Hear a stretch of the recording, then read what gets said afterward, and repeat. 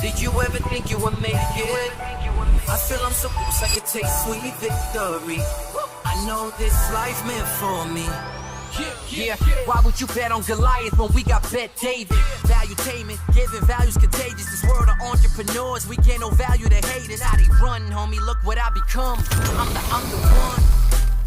Good. Listen, episode 198, we're 2 away from 200. If you're listening to this, one thing about our podcast, man, I got to tell you guys, one day we're talking business, one day we're talking politics, one day we're talking economy, one day we're talking interest rates, one day it's like, and today we're talking Epstein, and an author who, Whitney Webb, wrote 2 books called One Nation Under Blackmail.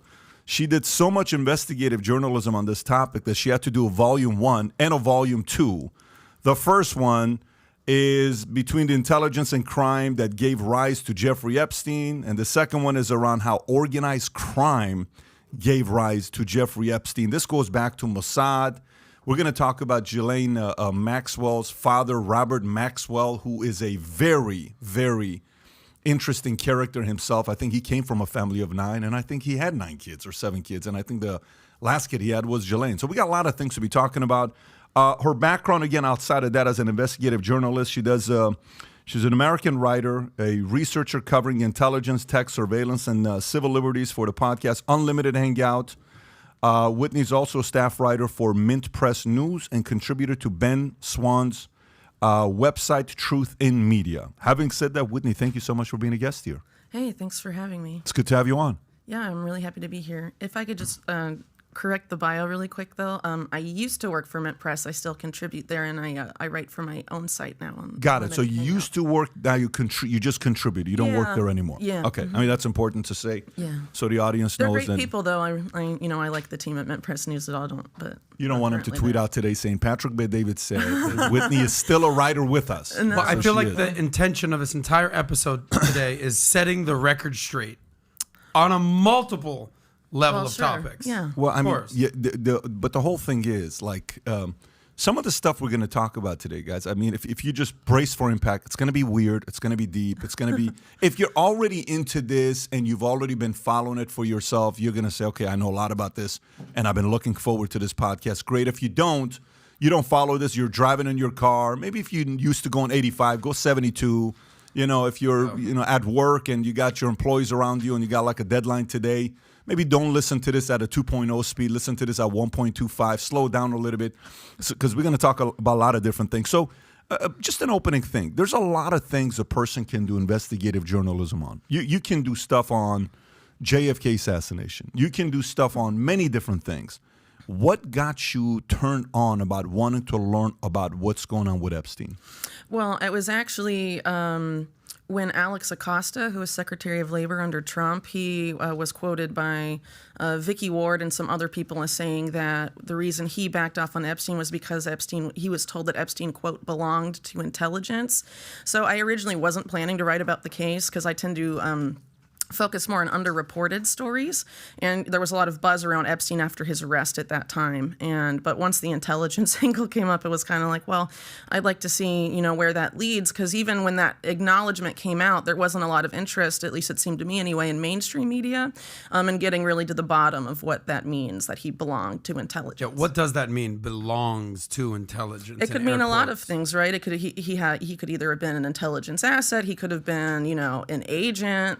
And also, which intelligence agency are we talking about, right? So it was kind of an open question. But, once you get that type of acknowledgement about someone as controversial as Epstein, a lot of things start to move to sort of protect the people who would have been his handlers in that situation. When did you first hear his name, and when did the general population out there start hearing his name? Because I don't think I heard his name until 2018, 19. My numbers right? When did you hear about 2019 was the arrest, and I'd heard of him, before because he was arrested, previously in around 2006, 2007.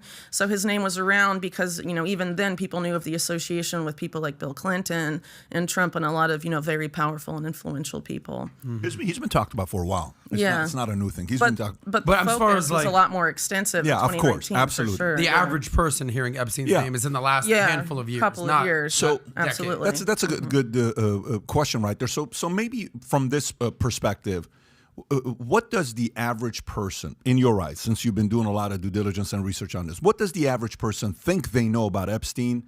And maybe we can get into what are some things we don't know that we should definitely know. All right. So as far as I see it, the narrative about Jeffrey Epstein that I think most people have absorbed because it's been the mainstream media coverage, they focus pretty specifically on what he was doing from 2000 to about 2006 or so, and only on the sex crimes.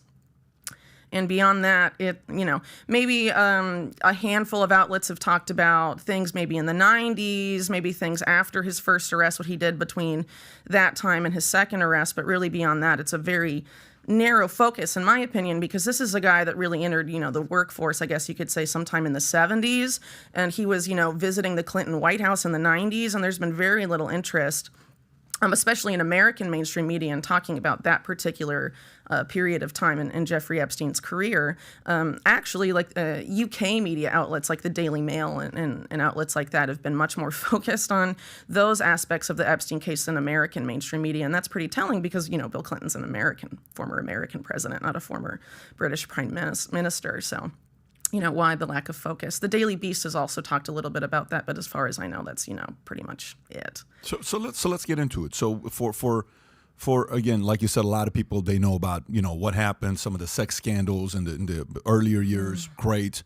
We know about that. We've seen that. But going all the way back to how he got started in the 70s, the influence he had, there's got to be people that either trained him to do what he did in the 90s, 2000, or influenced him negatively and taught him some bad habits. A lot of times in business, we'll bring an agent that comes from another company. That company, if they do forgeries, because that guy learned some of those habits at a different company before they brought it here. Sure. Like, how did you learn how to do this? Well, when I used to do mortgage, it was called creative financing. Oh, my God, we don't do that. That's not the right way of doing business. So how do you yourself, when you look at somebody like this, someone must have taught him these bad habits?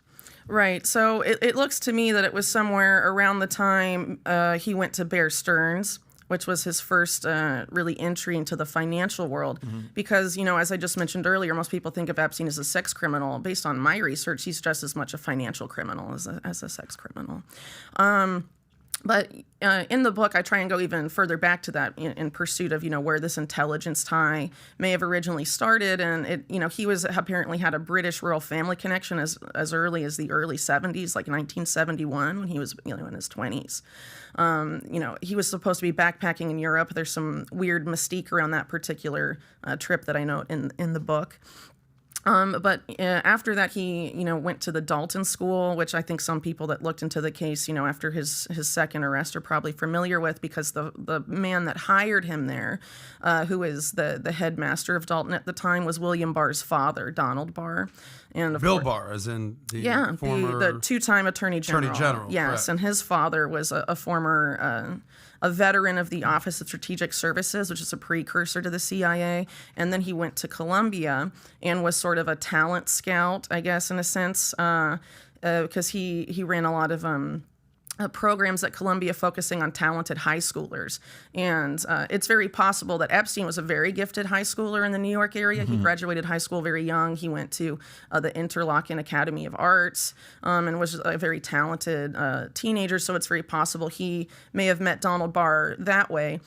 But Donald Barr, for whatever reason, hires him to go to the Dalton School. And according to former students quoted by the New York Times, he showed a weird interest in partying with underage kids even then, and wanted to drink. And some claim they hit on him and all this stuff. And other people said that was normal at the Dalton School and all of that. And the reason for him leaving isn't quite clear, but he was sort of headhunted there by Alan Greenberg of Bear Stearns, and went and joined that particular bank. And Alan Greenberg, just a couple years after he brought Epstein into Bear Stearns, became the head of Bear Stearns.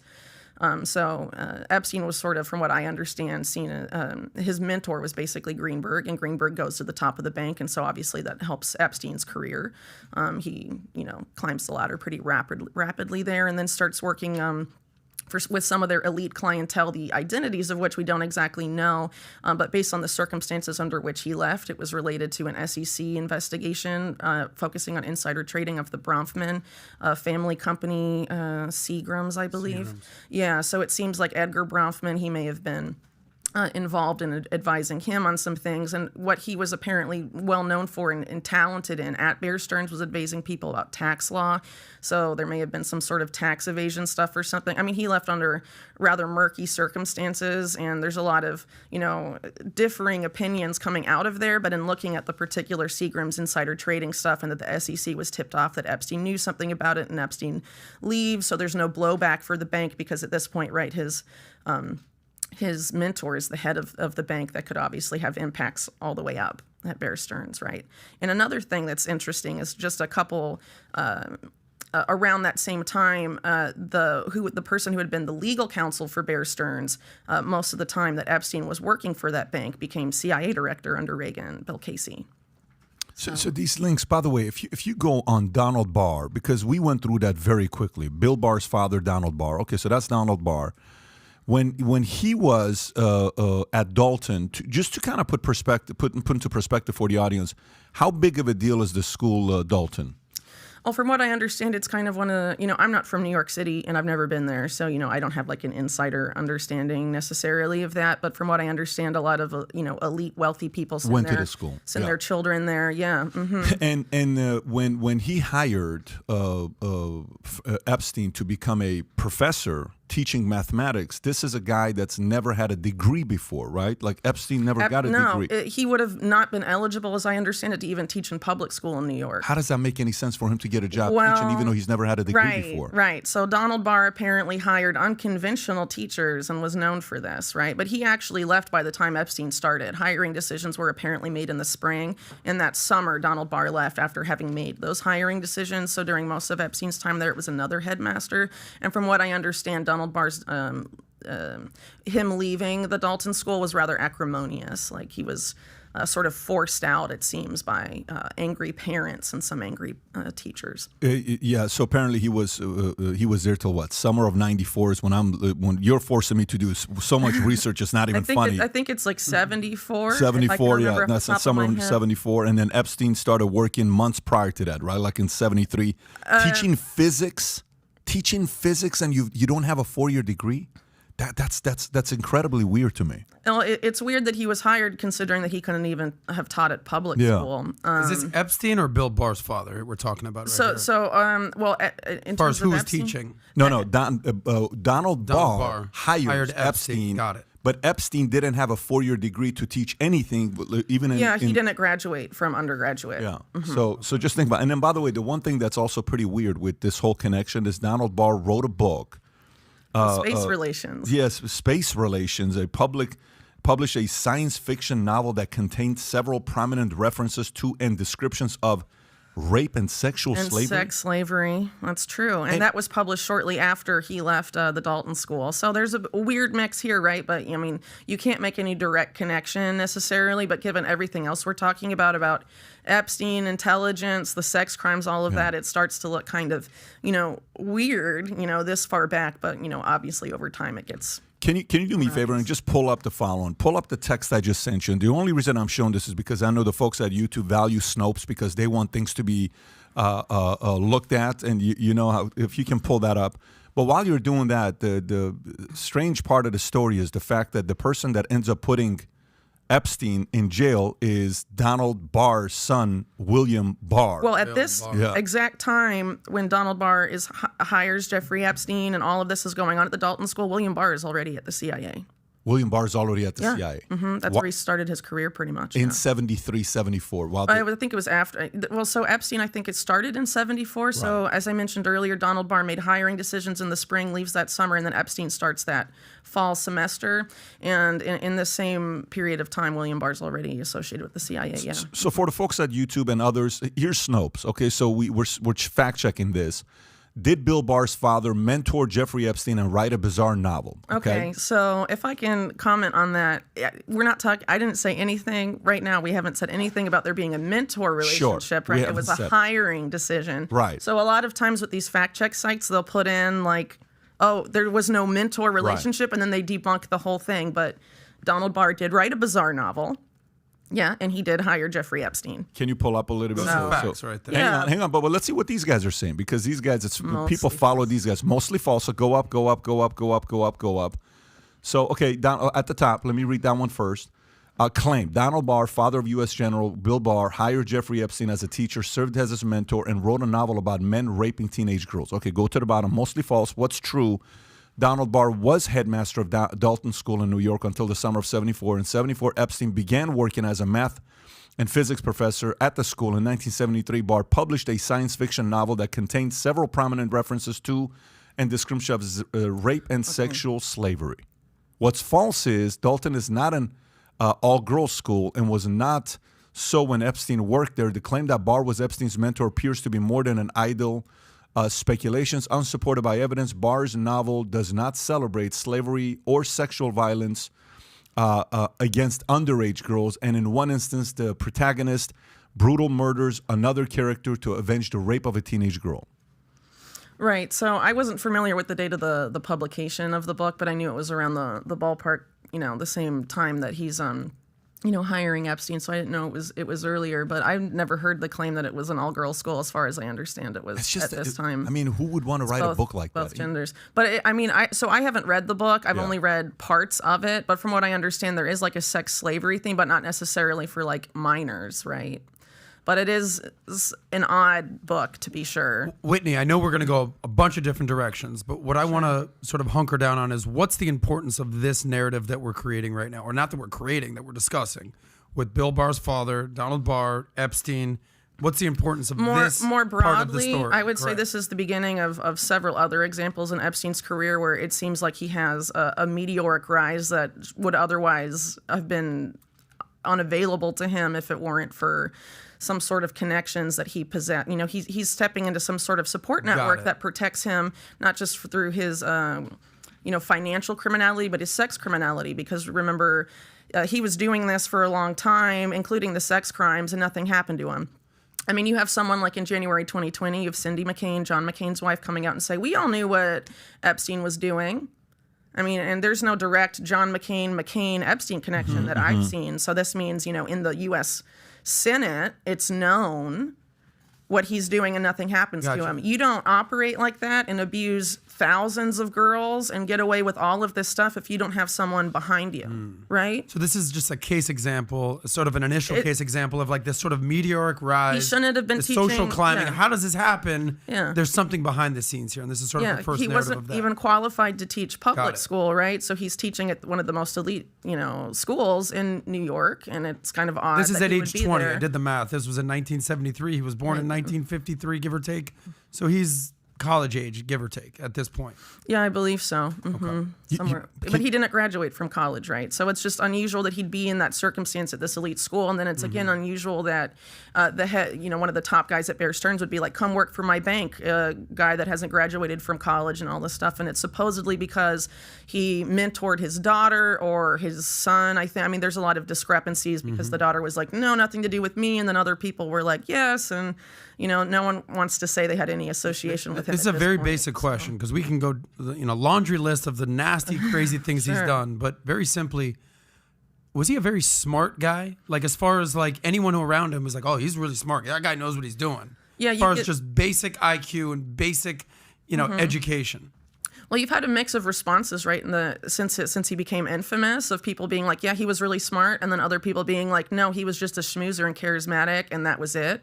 And he just bamboozled people. And I think the latter is sort of people trying to go back and rewrite history to an extent. I think he was very good at I mean, obviously he graduated from high school really young, but I think his real, knack for stuff had to do with his, financial abilities. Let me just put it to you this way. You're not going to get away for this long if you're not smart, or even there's a better word for it. Cunning, not cunning. It's conniving, where you can get away with, manipulating people for this long. Yeah. There's brilliance there. He had a skill set that made people a lot of money. And that's part of why he got away with this for so long. So let's start, the skill set you're talking about is sex blackmail. Is that what you're talking about? I think that's part of it. But as far as it comes to Jeffrey Epstein, it looks like that sex blackmail angle didn't really start until the early 90s. And this is a person, we're talking about Epstein in the 70s right now. Then there's the whole question mark of the 1980s and Jeffrey Epstein.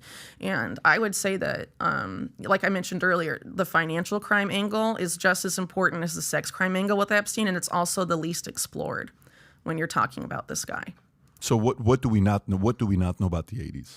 Okay, so he leaves Bear Stearns. I sort of mentioned there was this insider trading investigation, all of that. And then Epstein goes on to claim that he's a financial bounty hunter. That's his term for it. And there's numerous quotes in mainstream media of people that knew Epstein that were told during this period that he was a person who claimed to find or hide money for powerful people. So he's either finding money that was looted, or he's helping people hide looted money. So right there, you know that he's involved in some sort of financial gray area and that he has a very good working knowledge of the offshore banking system. I mean, that we can deduce from that, right? I think that's pretty... So how does that help him? So it's a financial bounty. Okay, I get that. But the bounty people I know, they're... He calls himself a bounty hunter, a financial bounty hunter. That's his He's term used that for it. terminology before, you're saying? Yeah, this is in mainstream media. Yeah. A financial bounty hunter. There's only a handful of ways you're able to get that. But either way, whether you're helping people find money that was stolen or helping people hide their stolen money, you know where that money goes. And this, you know, the labyrinth of where that money is hidden, you know it better than anyone. And that's why people go to you. So the blackmail part is the creative one. So in the insurance industry, there's something called premium financing. In premium financing cases, pay a lot of commissions. We're talking $10 million of commissions. One guy is doing a premium financing case with a big billionaire guy, and I'm not going to tell the story of who's who, but he takes the client away from the competitor. So the competitor who was about to close this case is going to get paid $5-something million, is upset and says, you got to give this client to me because it's mine. The other guy's like, I'm not going to take the client. I'm not going to give the client to you. He says, no problem. He has 3 people that work for him, all drop-dead gorgeous girls. They go and investigate because a lot of times these successful people, they eat at the same place, they sit at the same place, so it's easy to find them. He goes, creates an environment where the girl, it's the same script. She's going through her husband beating, all this stuff. And she says, I'm so sorry, sits at the same place at the bar. Eventually invites him back to her room. They go upstairs. They do what they do. He leaves. The videotapes. The insurance guy sends to the other guy, says, if you don't give me that client back, this is going to your wife, to your clients, to your employees, to everybody. So this is something, as weird as it sounds, this is not a abnormal thing. This goes on quite often. Yeah, in these circles specifically. Sure. So knowing what you know, when you call yourself a financial bounty hunter, have you been able to investigate and see what his methods were to get the money back? Unfortunately, it's super murky. There's very little we do know, but from what we do know, it is pretty interesting. So it seems like Epstein during this period had some sort of relationship with a bank known as Bank of Credit and Commerce International, BCCI. According to the BCCI report, which is a U.S. Senate report, BCCI was involved in sex trafficking of minors. Apparently for VIPs and other people, whatever that means, I don't know, but some of them were prepubescent. And this is coming straight from the Senate report, right? Very underexplored aspect of this case. The more you look at BCCI, it seems like, it was nominally a bank, a development bank, but really it's to me, sort of more like a private intelligence apparatus, sort of masquerading as a bank. A lot of intelligence involvement from the beginning, apparently Pakistani intelligence, but there was also, reports in Newsweek going decades back, of course, because BCCI imploded in 1991, saying that the CIA had some sort of role in creating BCCI and was very involved in money laundering and all other sorts of stuff, this particular bank. And Stephen Hoffenberg, who was a mentor to Jeffrey Epstein at some point, later in the 1980s, has said that Jeffrey Epstein had a relationship with this bank. And we know from people like Vicki Ward, for example, that during this financial bounty hunter phase, one of Epstein's main clients was Adnan Khashoggi, the arms dealer, who had a relationship with many intelligence agencies. Khashoggi as in Jamal Khashoggi, the journalist? They're related. Wow. Yeah. Mm-hmm. Crazy how this web of I mean, it's very nuts. Yeah. But I don't know if I necessarily, am qualified to talk about the Jamal Khashoggi case. But just these names that keep popping up. Yeah. Bill Barr, what does he have to do with this Khashoggi journalist? Yeah. Clinton, Trump, this, Well, Epstein, the MI6. intelligence Crazy. thing being confirmed from someone like Alex Acosta, he was told Epstein belonged to intelligence, and you're talking about all these names. They have all these different intelligence affiliations. It starts to become clear there's something much deeper to the Epstein case that, mainstream media isn't interested in touching at all. But anyway, Adnan Khashoggi during this period in the 1980s, one of his main banks was also BCCI. And this is the same time when Adnan Khashoggi starts to put a lot of this stuff that later becomes known as Iran-Contra into motion, which also involves, of course, drug trafficking, money laundering, arms trafficking. It's a very complex.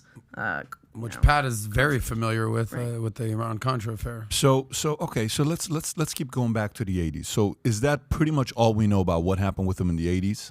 With the financial bounty hunter stuff. Well, the other thing is too, right? So, Bill Casey had this relationship with Bear Stearns. He's CIA director. Epstein leaves, and then he teams up with someone like Adnan Khashoggi. And then around the same time, two other people take on Adnan Khashoggi as clients. Robert Keith Gray, who worked very closely with Bill Casey on the Reagan campaign, and Roy Cohn, the lawyer, who also worked very closely with Bill Casey on the Reagan campaign. And as I note in volume 1 of my book, both of those men have very extensive ties to sexual blackmail. Roy Cohn does. Yeah. Oh, yeah. Totally. Roy Cohn was a lawyer for a lot of mobsters, for many of the mobsters. Yes. And many powerful people in New York. He was the guy you got when, you needed somebody to take care of you. Now, is Roy Cohen's story at all linked to J. Edgar Hoover or no? Is there any connection between the two? Yeah, I mean, I write about it pretty extensively. They were very close. And, even Roy Cohn's, probably one of his best-known biographers, Nicholas von Hoffman, that wrote Citizen Cone, just couldn't really even explain why the official story of J. Edgar Hoover and Roy Cohn's meeting, he just found it very odd because it was so uncommon at that time for someone to just waltz in to J. Edgar Hoover's office and have that kind of access to him right away. But there's been several authors, and I document this all in volume 1 pretty extensively, that point to there having been some sort of relationship previously, that they had met previously through some sort of weird sexual. It seems to have been a sexual blackmail operation, and Roy Cohn later apparently admitted this to an NYPD detective. There was some sort of sexual blackmail thing going on that entrapped J. Edgar Hoover, and Roy Cohn participated, not necessarily in entrapping J. Edgar Hoover, but they had these sex parties, right?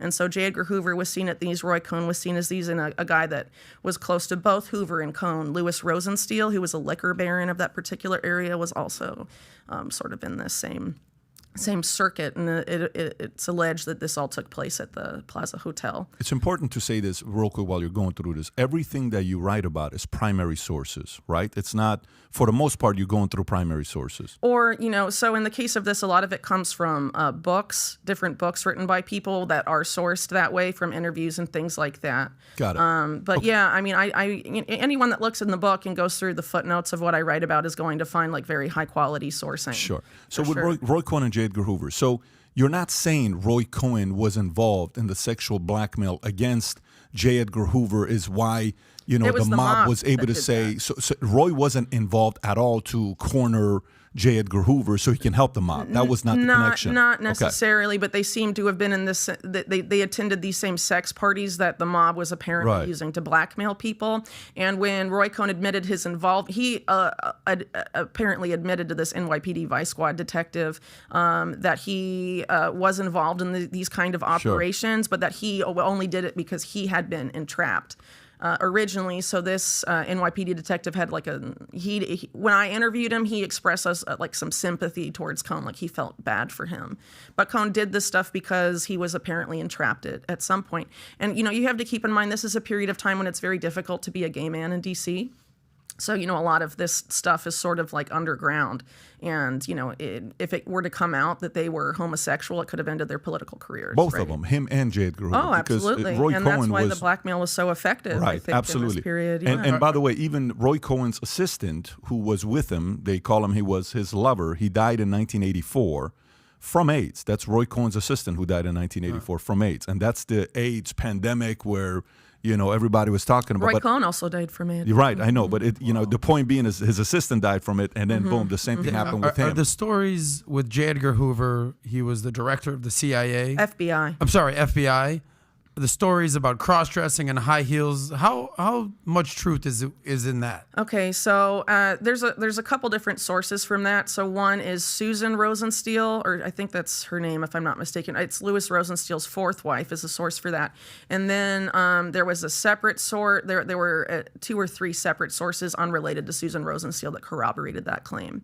So when there's that many sources, it's almost like when there's smoke, there's fire. How much? Well, it's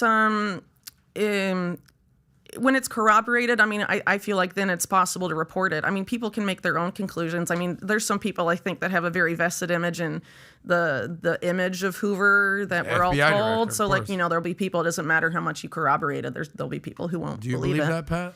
That what? About J. Edgar Hoover and cross-dressing and If I'm going to homosexual- put odds, nothing Yeah. is 100% because I wasn't there to witness it while he was getting it on. But I would say 90%. Oh, that high? I think so. I think I don't Well, think I don't think it's a issue anymore. His secret life with like Clyde Tolson and that he was fair- a homosexual yeah. and all of this is well known.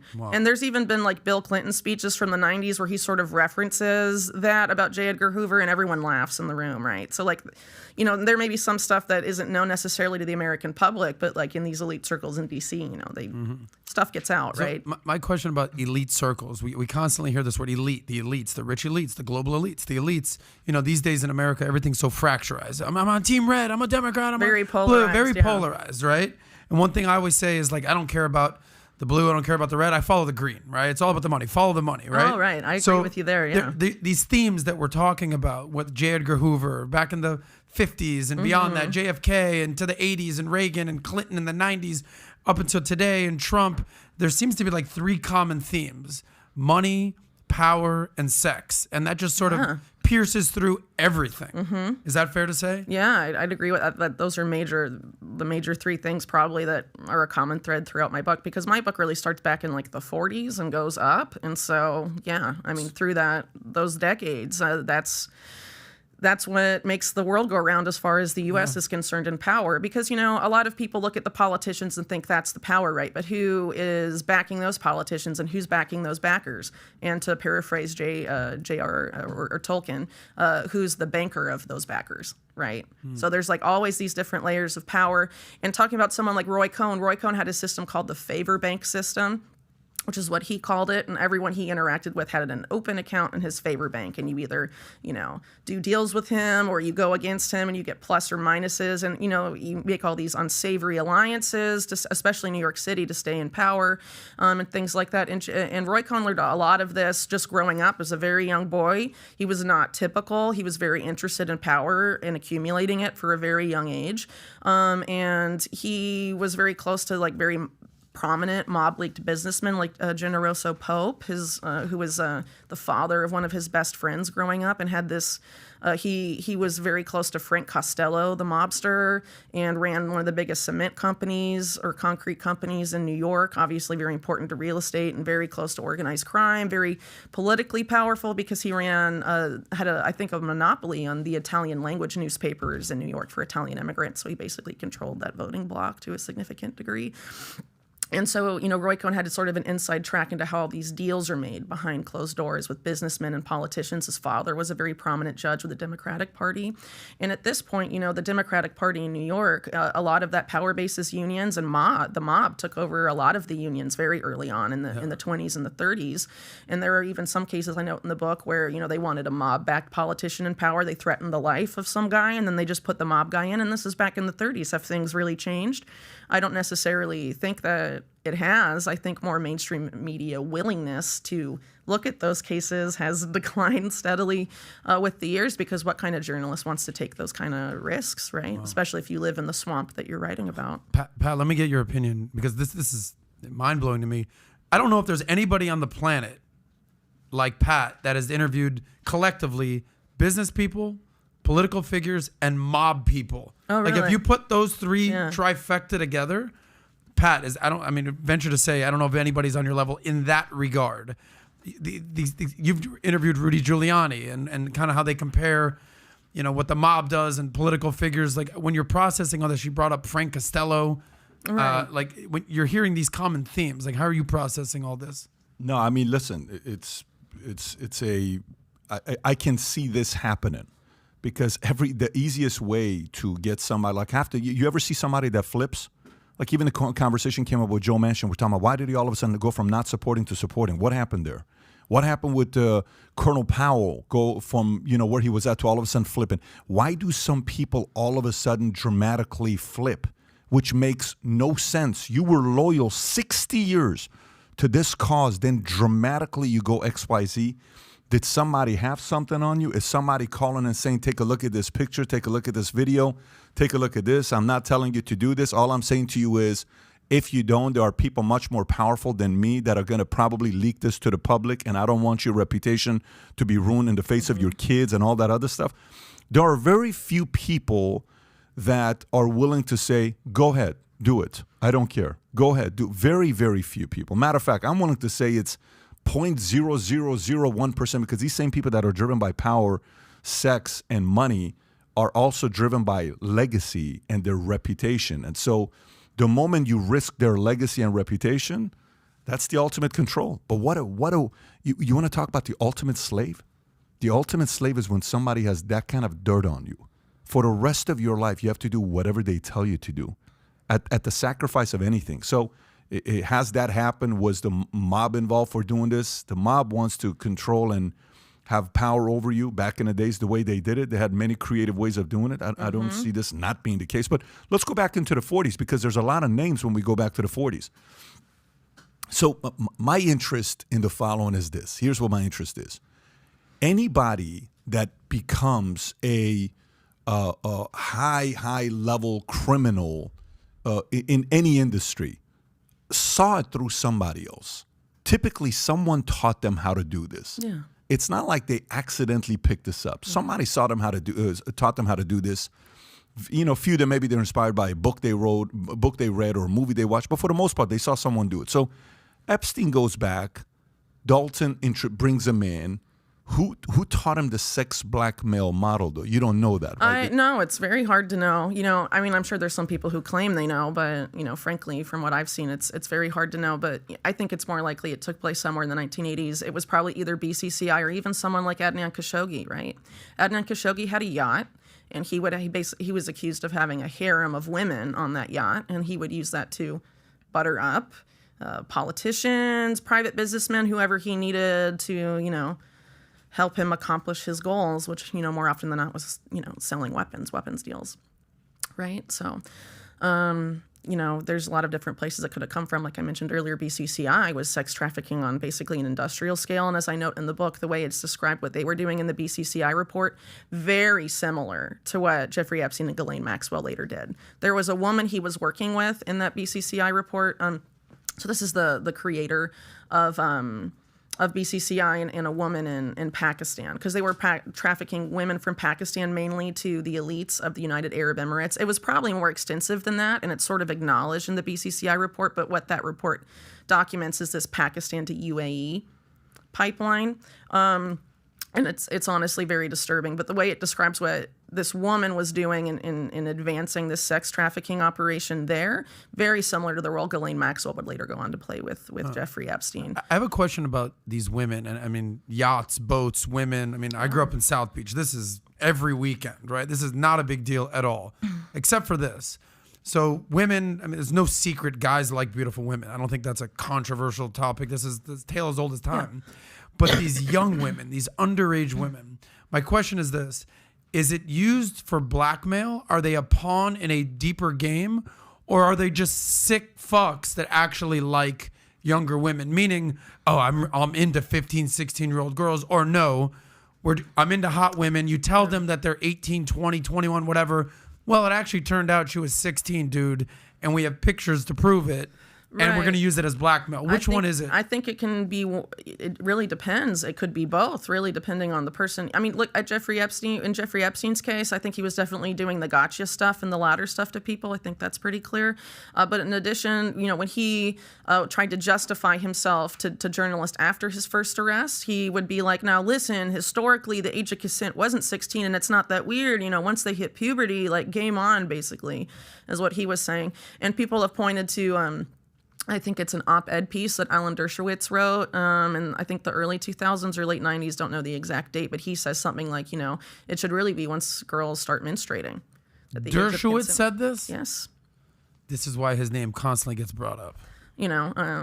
There's allegations against him, obviously, but By the way, he's talked about it, and he's responded to it in interviews. Like, people have asked he's very direct about Yeah. it, but I think that's part of his strategy. I think he feels like if he shirks away from it, people will assume guilt, and I think he thinks he has a better chance of, protecting his reputation if he confronts it head on. But I don't, the court of public opinion, as far as Dershowitz is concerned, I think a lot of people seem to agree with the allegations. But again, it's hard to know. When it comes to Epstein, if your name gets associated with him, even Epstein acknowledged in early 2019, he's radioactive is the word he used to describe himself after his first arrest. Two things. Let's talk about when the connection came with Clinton and then when he met Ghislaine. Which happened first? He met Ghislaine first, then he met Clinton. Yeah. So with Ghislaine Maxwell, it's publicly claimed that they met in late 1991 or so. Their first public appearance together was when he sat next to her and her mother at a tribute to Robert Maxwell shortly after his death that was at the Plaza Hotel in New York.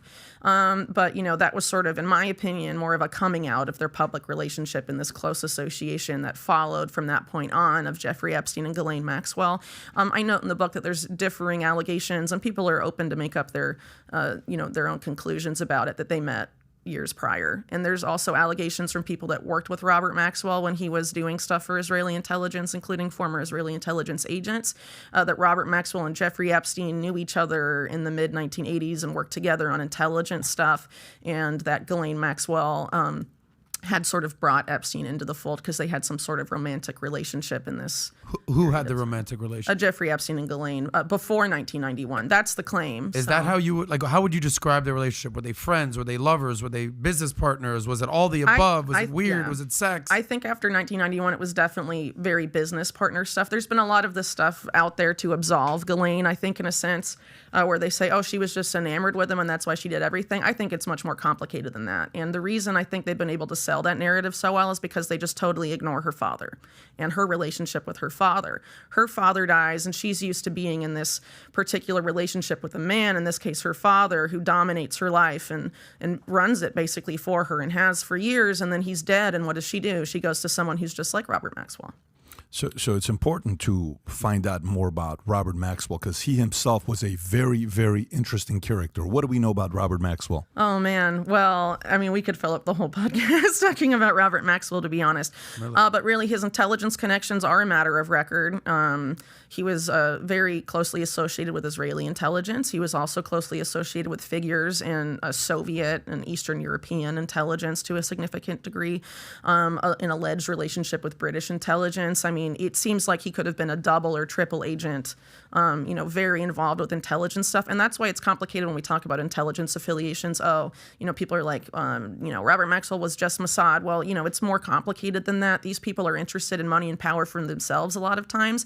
So if it means, helping these guys out and helping these guys out, having your hands in as many pies as possible to rake in more money for you and stuff like that. I mean, a lot of these guys seem to do that. And Robert Maxwell was definitely a guy that sort of seemed to not just straddle different intelligence agencies, but also intelligence and organized crime, which is another big theme of the book. So looking at Robert Maxwell around the end of the 1980s or so, he went into business with Eastern Bloc mobsters in a big way.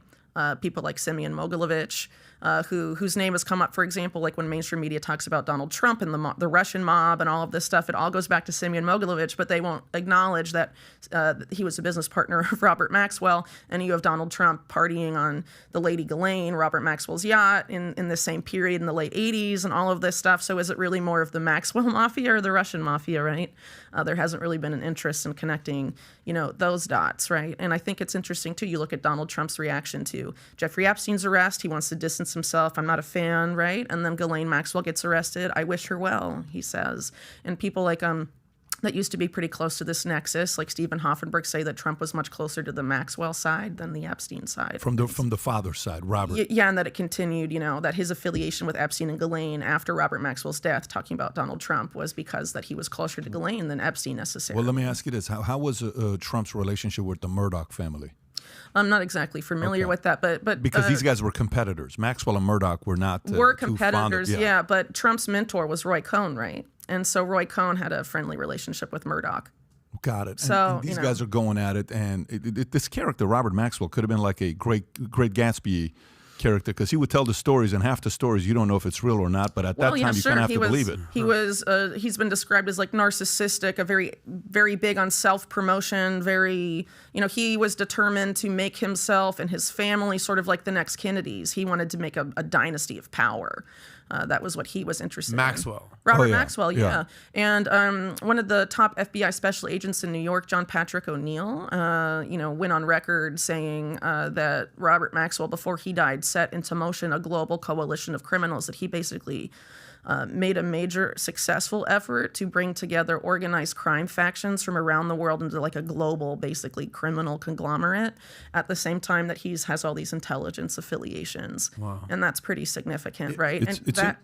Keep going. Well, I was just going to say that O'Neill said, if you look into that guy's career specifically, he was sort of headhunted to be head of the security at the World Trade Center, and he started just days before 9/11, and he was sort of pushed out of the FBI. But before he left the FBI and he made these statements to author Gordon Thomas. He said, I have people looking in, still trying to unravel the Maxwell legacy in New York. And this is a decade after Robert Maxwell's death. You got to realize this guy was born, Czechoslovakian, Ukraine, right? And then his parents and his 4 siblings get killed at a Auschwitz. I don't know if it was a camp, but they definitely did die. But there were also pogroms and all sorts of stuff where they died in the hand of the Nazis. They're believed to have died. Yeah, they died in the hand of He fought against the Nazis for the British military.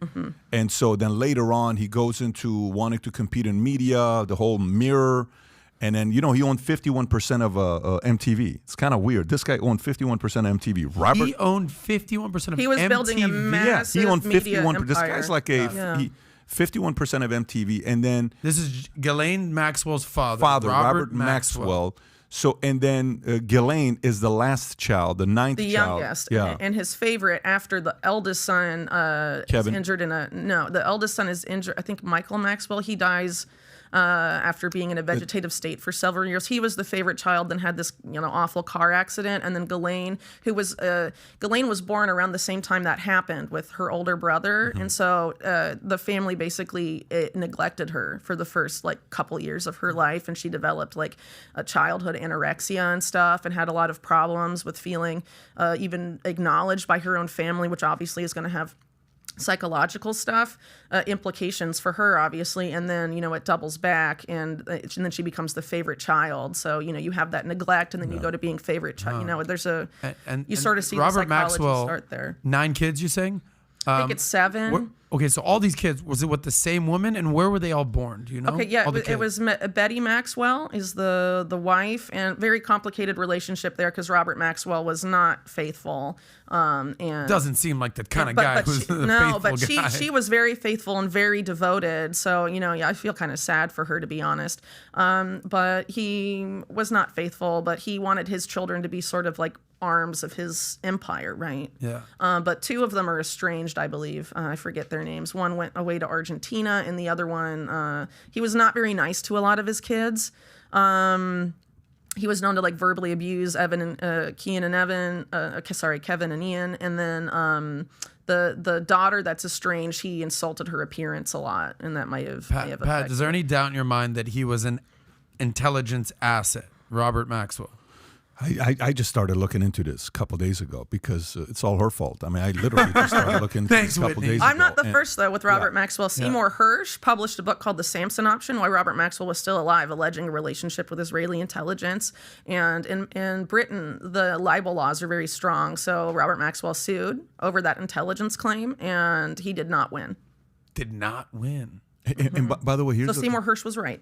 So we'll just leave that there. As far as I'm concerned, it's extensively documented the affiliation with Israeli intelligence. And he names his yacht, the $50 million yacht he buys, Lady Ghislaine. After his favorite child. But it's a little weird, the relationship between Robert Maxwell and Ghislaine. Right. For example, Ghislaine commissions pictures for the Lady Ghislaine, and some of them are a bit racy. What does that mean? I don't know. I mean, father-daughter relationship. Do you really want like a picture of your daughter with the skirt all the way up here being like, It's weird. I'm not saying I know anything that happened between them, but I think there was a lot of psychological manipulation. And, it seems like Robert Maxwell, at least in my opinion, was kind of narcissistic. A lot of narcissistic parents see no boundaries between them and their children. They see their children as extensions of them. He believed that Ghislaine was the most sexually attractive and the most like him, right? So, a lack of boundaries can mean a lot of things in that particular context, right? And, as I note in the book, chapter 15 specifically, which is about all this stuff, it seems like he was interested in using her sexuality for his benefit, in a PR sort of way, for example, would publish stories in his own papers of alleged affairs of his daughter with elite people, aristocrats in Britain and stuff like that. Even though, the British elites that he would name were, denied any sort of a romantic relationship, Robert Maxwell obviously wanted that out there.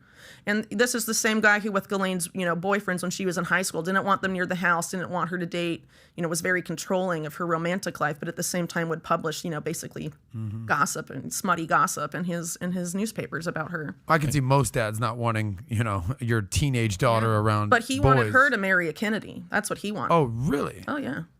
Can we see a picture, Tyler, of a young dynasty. Ghislaine Maxwell? We all know what she looks like now, but young?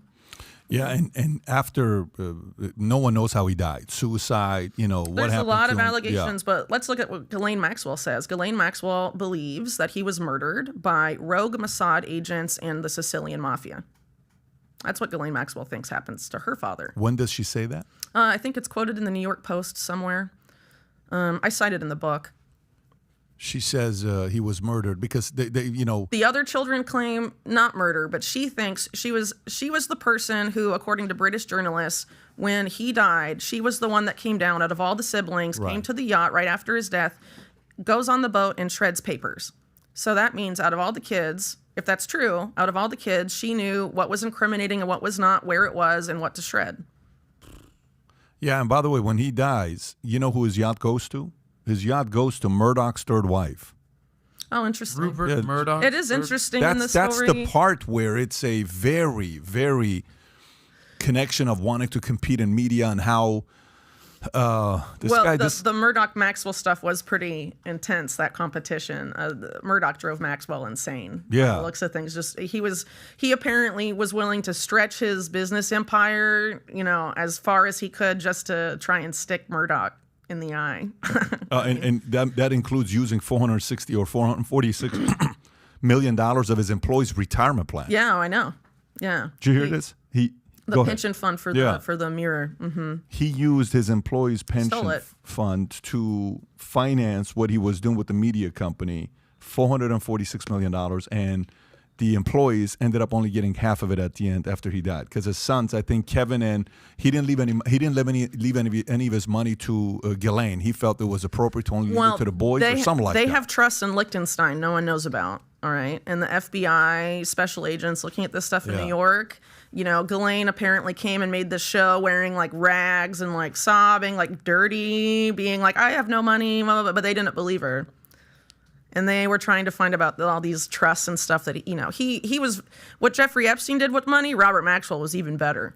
So who knows really where the money went? We don't really know. A lot of the maze of Robert Maxwell's funds, a lot of it is honestly still a mystery. Then this is where my question goes to.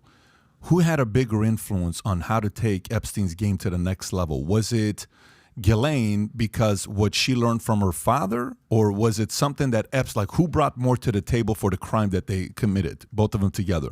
Was it more Epstein's background or was it more Ghislaine's experience? Well, you mean after Robert Maxwell's death? Yes. So I think Ghislaine was looking to continue the same role she was sort of doing for her father, which was being an ambassador for her father, basically in New York, and the interests that represented him. His handlers sort of looked to her, and at this time, Jeffrey Epstein is the money manager for Leslie Wexner.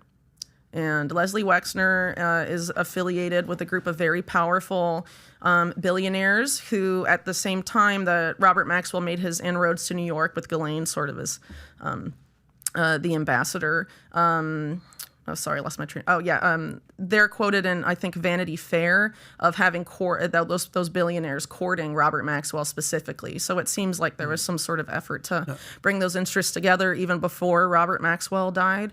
This name, Les Wexner, if you're not familiar with it, I mean, go ahead and tell. I mean, this is Victoria's Secret. Shy. This is the guy that basically created the modern day shopping mall, Abercrombie and Fitch, Bed Bath & Beyond, Victoria's Secret. Like, reveal a little bit about this guy. Okay, so I mean, he's a retail guy, so I guess the big brands we're familiar with. Yeah, he's the one that backs them, but his rise to power is partly linked to people that built the shopping malls and then leased space to him. They called him the Merlin of the mall, something of that capacity. Yeah, I think that's a nickname for Wexner. Yeah, but people like Edward De Bartolo, I think is how you pronounce it. The Bartolo family. They own the 49ers. I mean, this is all coming together. Follow the money, ladies and gentlemen.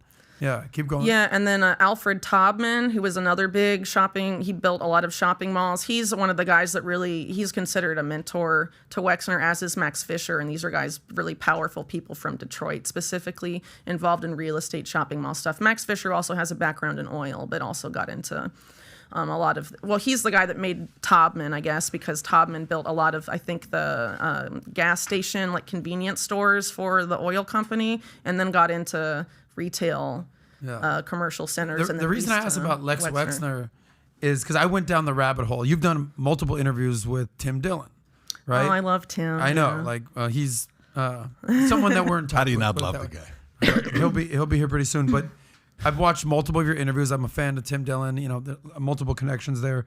But you said, quote unquote, Epstein made his money from links to 3 powerful men, and you said Les Wexner. You said Bill Gates, and then you said Donald Trump. That's not from me. That's a 2001 article from the Evening Standard, which is a mainstream media publication in the UK, prestigious, right? And it's never been retracted. It's from 2001. But if you believe U.S. mainstream media, Bill Gates and Epstein didn't meet till 2011. And this is 2001. So there's 10 years of... There's more than 10 years, I think, with Bill Gates and Epstein, yeah. Gotcha. It's pretty crazy that there's an article like that out there from 2001, and mainstream media is like 2011. What did that article say?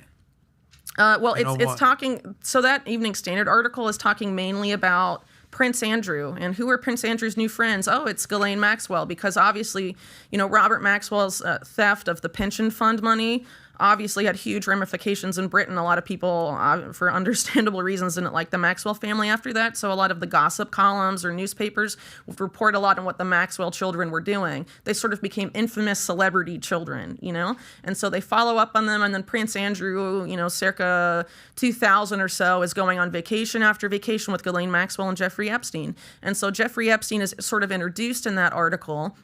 And they're trying to explain to their audience in Britain in 2001 who Epstein is, because people probably haven't heard of him. Yeah, they all know Ghislaine, they all know Prince Andrew, obviously, but they don't know Jeffrey Epstein. So the introduction to Jeffrey Epstein is they describe him as a property developer. And actually, a lot of early articles on Epstein don't say billionaire, financial advisor, like a lot of the later ones do. They say property developer. There's a real estate connection there, which is I sort of explore. And then in that article, what's the Gates-Trump connection with all that's this? What the line there is that this is where, Jeffrey Epstein's money comes from. These are his clients, his top clients, basically. And so people know that there was a long-standing Wexner relationship, a long-standing Trump relationship, but it mentions Bill Gates. And at the time, Bill Gates never challenged that article. It was never retracted. Like I mentioned earlier, the UK has very strong libel laws. If it was untrue, he could sue and it could be retracted today, but it's never been done. When you're going through this rabbit hole and you're kind of researching people, sometimes you do this in business, you do it in sports, you do it in a lot of different things, and then all of a sudden you're trying to go here, then somebody makes you go here. Okay, you're like, wait, what? This guy's more interesting than these guys I was researching. Who did that to you while you're going through the rabbit hole, and all of a sudden there's a personality you're saying this guy could be one of the most powerful guys or influential guys or gals that nobody looked at? Yeah, I that happens to me a lot. Yeah, especially in looking at this web, and it really is kind of a web. So you end up going in different directions, and really all those different tangents are worth exploring because sometimes there's very important connections there. Sure, yeah. Who? Anybody? Well, for example, let's take Leslie Wexner, right? The De Bartolo family had an affiliation with Wexner, and it's actually mentioned in a police report from Columbus, Ohio, that they have organized crime connections. And it discusses that Leslie Wexner, by extension, has several organized crime connections himself, right? So, I didn't... that particular police report, has a lot of very interesting information about Leslie Wexner's business connections and his business associates. But then, if you go beyond that and you look at those names that come up there on their own, you find a lot more information that the organized crime connections are a lot more extensive, for example, than they are in the police report and things like that, or maybe things I've done more recently since that report was written.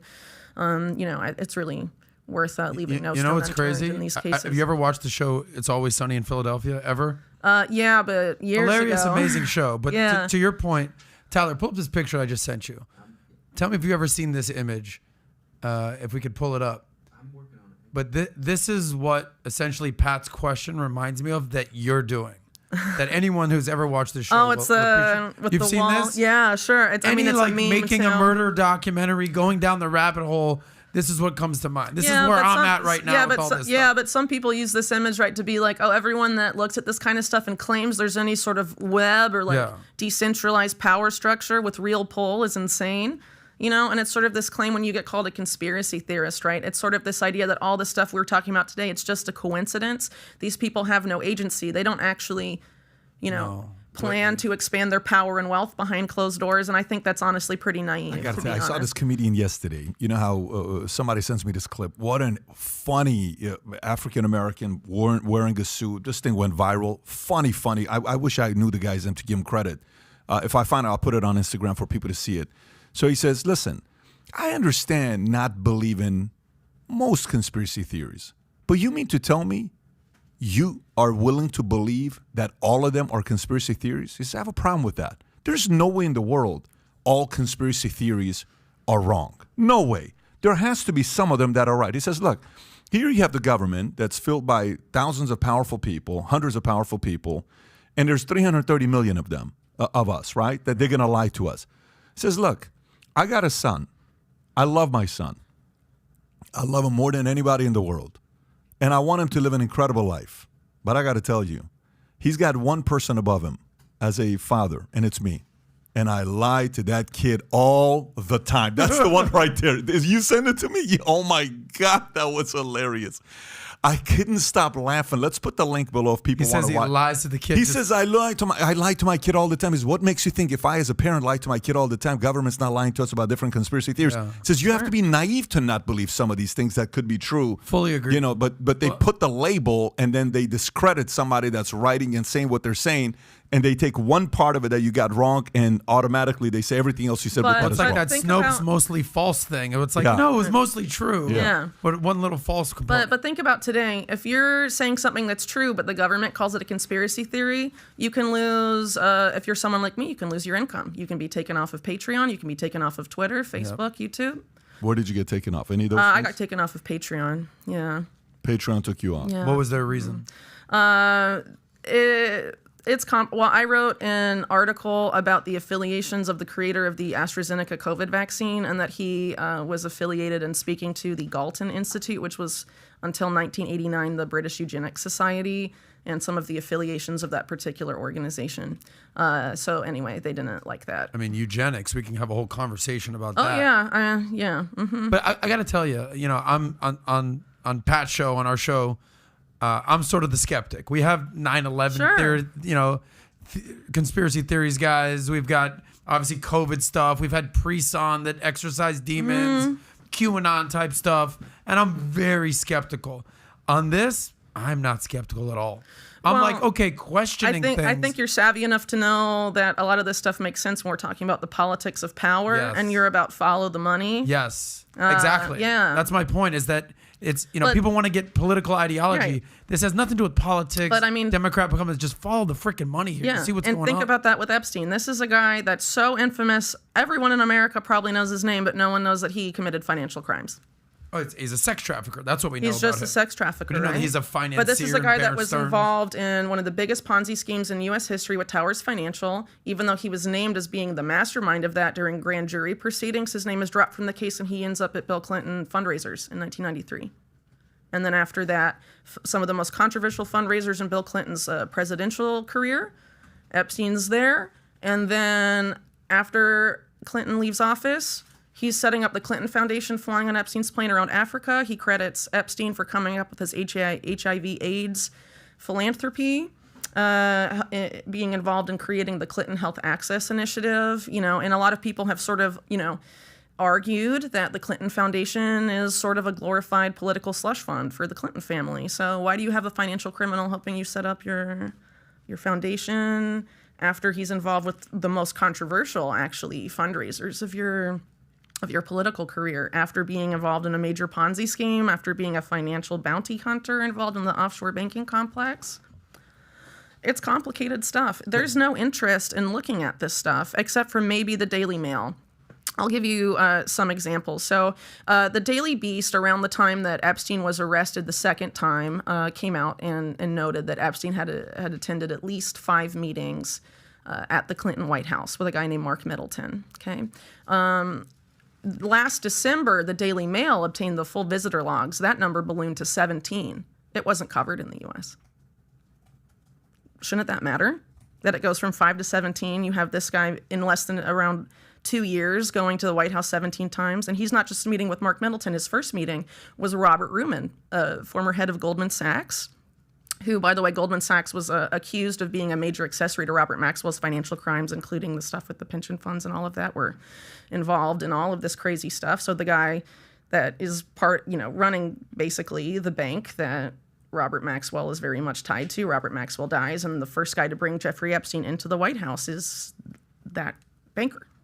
So go to the Clintons. Go to the Clintons. You were talking about everything with the Clintons. Why do so many people, when it comes down to Clintons, get suicided?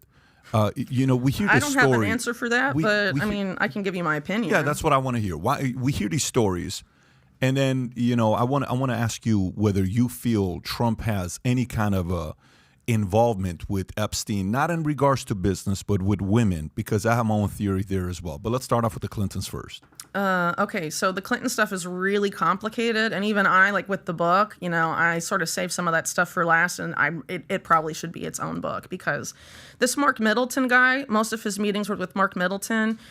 You have these visitor logs came out right last December. It's 17 visits. It's much more than 5 with Mark Middleton, and then just a few months later, Mark Middleton dies in Little Rock, Arkansas.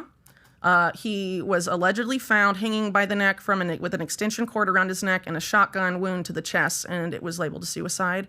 A local court in Arkansas said that no media front taken at the scene, photos, videos, anything is allowed to be released to the public. Hold on, what? He was hanging, supposedly, but with a shotgun. This is again from the Daily Mail citing local law enforcement that it's very crazy. Listen, if you can commit suicide by hanging yourself and shooting yourself with a shotgun in the chest, you're a magician is what you are. You're in a league of your own to be able to do that. This is right after it comes out that he's, meeting the guy that met with Epstein a bunch at the Clinton White House. But it's even crazier than that, because once you start looking into who Mark Middleton was at the White House, it gets crazy really fast. I'll give you an example. George W. Bush comes into office. Are you familiar with the first time Bush invoked executive privilege? Among other things, I think there were 3 things in the particular document that was, that invocation. But one of those 3 was all documents about Mark Middleton not going to Congress, which was investigating Mark Middleton. Why did Bush step in to protect aide to the chief of staff of the White House for Clinton, who's normally, he's not a big fish, right? Yeah, what was the Why reason is Bush for that? stepping in for that? Yeah, what's your theory? Well, if you look into why Mark Middleton was infamous at that time and why he was being investigated, it's remembered really only by U.S. conservatives today, and they refer to it as Chinagate, which is kind of a largely forgotten political scandal. It's insane once you get into it. I personally think Chinagate. I think Chinagate's kind of a misnomer. You do have China involved, but really it's the same. It's some of the families that backed Bill Clinton when he was governor of Arkansas. The Riyadi family, Jackson Stevens, these types of figures. When Bill Clinton becomes president, they have a lot of interest in China stuff. and mainly it looks sort of like a lot of tech transfer stuff to China. And so conservatives at the time said it was basically the Clintons selling out U.S. national security on a major scale to the Chinese government, or mainly to firms that were, state-backed and tied up with the Chinese military. And Mark Middleton was one of the guys at the center of this. And Epstein's meeting with him at the same time that Chinagate's active. And oddly enough, in the same period of time, and I mean, this is why it's so crazy, Jeffrey Epstein, on behalf of Leslie Wexner, is involved in moving an airline called Southern Air Transport from Miami, Florida to Columbus, Ohio to run cargo for the Limited. And sorry, I got away from the microphone. And that's the airline that used to be Air America, the CIA airline. Southern Air Transport was involved in the Iran-Contra stuff, moving stuff, the Mena, Arkansas, Berry Seal, the cocaine stuff, all of that was Southern Air Transport. And then just a few years later, it becomes the airline of the Limited, and it's not going from Miami to Latin America anymore. It's going from Columbus, Ohio, involved with Epstein and Wexner. It's going to Hong Kong. And this is the guy, at the same period of time, he's meeting with the Chinagate guy. I mean, there's a lot of really crazy stuff here, and honestly, it would take the whole podcast to unravel it all. I've tried to do my best in the book, but there's really a lot more there, and it's very crazy. And the other guy at the center of this was Commerce Secretary Ron Brown, who agreed to cooperate with an investigation into a lot of this stuff, and then he ends up dead in a plane crash that kills a bunch of people in the Commerce Department that are at the exact part of Commerce, ITA, at the Commerce Department, that was basically the department most targeted by this particular group for Chinagate. Is this the one where 34 people died and they said there was a radar failure, and then the next day the radar failure guy was killed or suicide? He was shot in the chest and it was ruled a suicide. That's just so weird. It was in Croatia. Ron Brown, God. after he agreed to investigate, was told he needed to go on a urgent trade mission to Croatia, and that's when the crash happens. And I think actually Maxine Waters at the time requested there be further investigation because he was found with an odd wound in his head that was consistent with a gunshot wound, and the X-rays disappeared and a lot of crazy stuff. Maxine Waters wanted it to be investigated? Yeah, well, actually, like when Gary Webb wrote it, Dark Alliance and all Right. this stuff, she also called for their doing investigation, but that doesn't mean it went anywhere, Maxine Waters, Congresswoman. Well, I think she was a bit different in the 90s than she is now, yeah. No question about it. Let me just bring this down to earth for a second, because obviously we can go the whole Charlie Day. Yeah, but the Clinton stuff's really crazy, right? Yeah. All these theories and the stuff that we're hearing, and we had a whole conversation about distrust of the media. The stories about politics and Clintons and the media and the lies and the money and not trusting what you're seeing, not taking things at face value. How should the average person, I'm just a normal American, I'm just a normal citizen, paying my bills, got my family, how should they process just the news, in your opinion? You mean like mainstream media news? Yeah, just, living my life. I'm just hearing, doing what I'm doing. Well, I think mainstream media has evolved a lot over the past few decades, right? I think, I've been out of the U.S. This is my first time back in the U.S. in like 8 years. My parents, I was at their house a few days ago. They watch the evening news all the time, like ABC. And when they're talking about a government story, they just cite the government sources, and that's all they say. They don't, look to see if it's true. They don't do any sort of watchdog stuff. They're just telling you what the official story is about really anything. And, to me, that's being more of a stenographer than being a journalist. I don't want to be a normal person right now. I want to be an abnormal person and go back to Clinton. So let's go back to Clinton's. Okay, so we did Middleton. We did Ron Brown. Who else? When you see the link to these guys, Esther, you got a few of these guys that you can. I mean, it's so nuts. I mean, I would encourage people to read this part of the book because there's so much detail. It's so convoluted and insane when you get into the stuff about this, and even the congressional reports that were done about Chinagate. I mean, it's totally insane what happened. It's very illegal, and there was a focus on the illegal campaign donations. But it was basically like pay-for-play politics. But it was pay-for-play politics where these illegal campaign donations were being obtained from non-U.S. citizens. Yeah. And it was basically buying influence of the Commerce Department that seems to have been signing off on basically tech transfers of sensitive military and other types of technology to our ostensible adversary, and when it wasn't supposed to be sent over there, and also stuff about China's trading status, like most favored nation trading status, because Clinton campaigned on playing hardball with the Chinese about that stuff, and he totally reversed right? And a lot of this is because of this one family that backed his political career going way back, named the Riyadis, that are actually Indonesian, but they're ethnic Chinese, and they have a lot of business interests in all of Southeast Asia. They're very big. They're called the Lippo Group. And the Lippo Group and Jackson Stevens, these guys have a relationship with BCCI that we talked about earlier back in the 1980s, and actually tried to save the BCCI Hong Kong branch before its collapse. And that's when they went into business with some of these Chinese government-owned firms. And that's where Chinagate really starts, and it gets really crazy from there on out. But not talking about Chinagate anymore, you look at the first time Epstein went to a Clinton fundraiser, it was supposed to be for the White House Historical Association, nominally a fundraiser so Hillary Clinton could redecorate parts of the White House. I feel crazy talking about it just because it's so insane. But this fundraiser Epstein was involved in, he was one of the donors to that. You also have one of the guys instrumental in BCCI stuff, like Clark Clifford, who was in the Carter administration and played a major role in BCCI's entry into the U.S. financial system. And then you have a guy named C. Gerald Goldsmith, who tried to run for mayor of Palm Beach once, who has a bunch of ties to offshore banking complex, organized crime. I mean, a lot of the guys, not everyone obviously, but some of the guys that attended this fundraiser are financial guys like that, right? And this fundraiser ends up in Vince Foster's suicide note. What does that mean? Are you familiar with Vince Foster? Yeah, of course. He was White House counsel. And For Clinton? Yeah, and he died. And there's a lot of speculation about what really happened there. Because, he supposedly shot himself in the mouth, but there's no blood at the scene, right? And the autopsy report said it was a mouth-to-neck wound, and then they changed it. On some pages it says that. On some pages it says, it was a regular gunshot wound. And then the people that were at the scene are advised about the autopsy late, and they show up, and all the part of the mouth and neck, the palate, all this stuff is just taken out of Vince Foster, so they can't look at it. And there's a lot of weird stuff going on there. I mean, I know the specifics about the death in the book and why people suspect something, but it's pretty much a matter of record that when police went into Vince Foster's office after his body was found, there was nothing in his briefcase, and then somehow 36, I think, hours later, the White House claims there was a suicide note that Vince Foster left. And it was apparently Hillary Clinton's office that was responsible for finding that suicide note after this extensive delay. And the only mention of Hillary Clinton in that suicide note is related to this White House Historical Association fundraiser. So these crazy stories about the Clintons and all these they've done this and suicide, it's like when there's smoke, there's fire kind of a thing. There's credibility here. I got a question about that we were kind of talking about yesterday. Remember how you were saying Deutsche Bank? We were talking Deutsche Bank yesterday. Yeah, you constantly hear Deutsche Bank. Can you talk about Esther Salas, what happened with her as a judge and her son?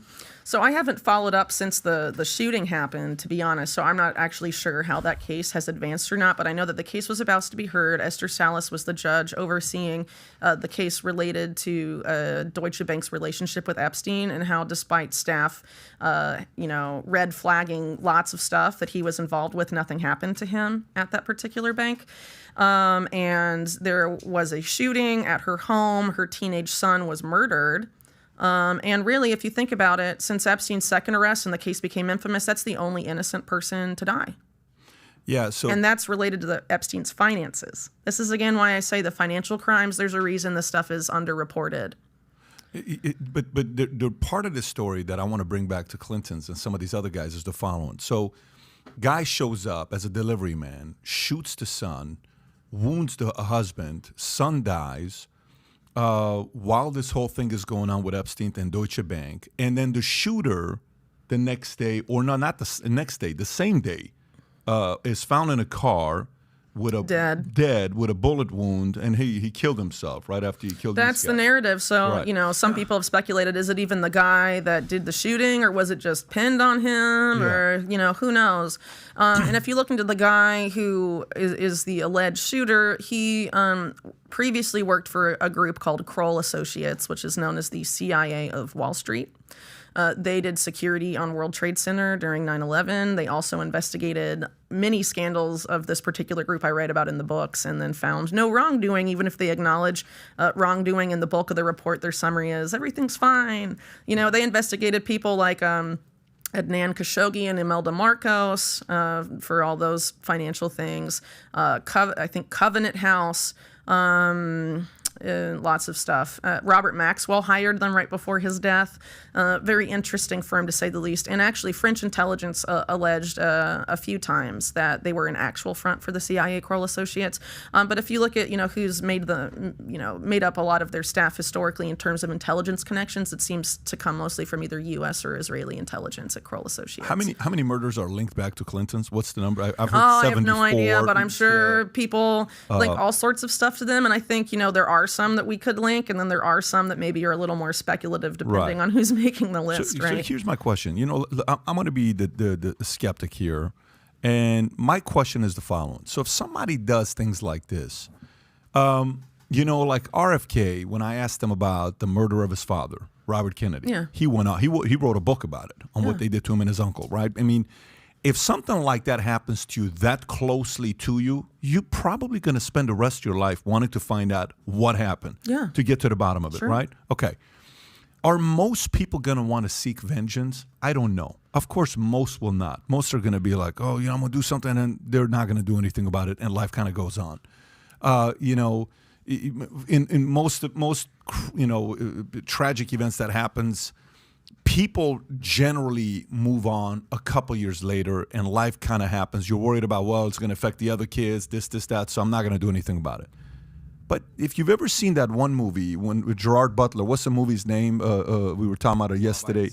Law-Abiding Citizen, where somebody kills his daughter and his wife, and he goes and buys the building next to the prison and goes and finds the person that killed his wife and his daughter, and he seeks vengeance, right? Yeah. If something like this has happened with Epstein or with, Clinton's, why hasn't anybody done something about it, whether it's a lawyer, I think people have tried. I just think we don't hear about them. Take, for example, Mena, Arkansas. We talked about earlier, Southern Transport, Barry Seal, the cocaine, the Contra stuff that was going on. Yeah, there were some kids that ended up dead near there under suspicious circumstances, and the mother of one of those boys, I feel really bad I can't remember her name, because she's suffered so much and worked so hard to try and find out what was going on there. Just decades trying to get to the bottom of it and trying to find out who killed her son. What was the city in Arkansas? This is Mena, Arkansas, so MENA we're talking about, but I think the exact location where they either lived or were found is a different city right next to it. Crazy. Tying all this together, remember when we sat down with the drug trafficker for Pablo Escobar? What was his name? Roger Reeves? Didn't he talk about Barry Seal and Mena, Arkansas? Yeah. Wasn't that a theme with the Escobar and the drug running? Wasn't that a thing? There was a lot of drug running. Is that accurate? Yeah. Yes. What the? Well, it's not, here's basically what happened. I mean, this is sort of like a very simplified summary of major aspects of Iran-Contra, which is, of course, it's very complex. But basically, Bill Casey, a CIA director, was told by Congress, you can only send humanitarian aid to the Contras. He had set up this major military support apparatus for the Contras in Nicaragua. And he was like, how do I get around this? How do I get around Congress so I can finance whatever covert operation I want without Congress having to fund me? How do I undermine them, basically, so I can keep doing what I want, what I think is best, and screw what Congress thinks, or screw what the president thinks even, right? No, how do you finance that? It gets complicated. It seems like some of the stuff they went towards was stuff like arms trafficking, drug trafficking. Maybe there's allegations of human trafficking, but who really knows, right? I have a hard time, somebody not making this their life mission to be. A lot of times, you ask Rudy Giuliani, why'd you become a lawyer? Well, because who his dad was, what his dad did, what his family was linked to, how he was around the mob, how he could have been in the mob, and he chose to be a lawyer. One of my good friends became a cop in L.A. His brother was a criminal. And these are kids we went high school with. And he says, listen, he told his brother one day in front of everybody. He's the younger brother. He says, I'm going to become a cop, and I swear to God, if I find you in the streets, I'm going to put your ass in jail, and I love you. So he became a cop because his older brother was a criminal. and he was in and out of jail. He was sick of seeing what he was doing to his mother. So the younger brother took the pain of mom crying every single night because the older brother being a criminal. He said, I'm going to be a cop. Till today, he's 44 years old, he's a cop. So there has to be, if these stories are true and they're emotionally connected to the kid, or someone's going to be a lawyer, someone's going to say, I'm going to dedicate my life to this. Look at Hunter Moore. Hunter Moore is the revenge porn guy. I don't know if you follow this guy's story. His Netflix documentary came out. The most hated man on the internet. The most hated man on the internet. If you don't know this guy, he would get boyfriends that would send the nude photos of their girlfriends, exes, and he would put it on a website. He was making a bunch of money on this website. And eventually, a bunch of people are begging him to take their pictures down. I'm not taking your pictures down. Your ex gave it to you. Good for you. LOL, you can't do shit. Wait till you see I can get more pictures from your ex about you and all this stuff. He eventually gets caught, goes to jail, right? And Anderson Cooper's interviewing this guy 11 years ago. Do you feel guilty about it? Not really. Do you know what eventually happens?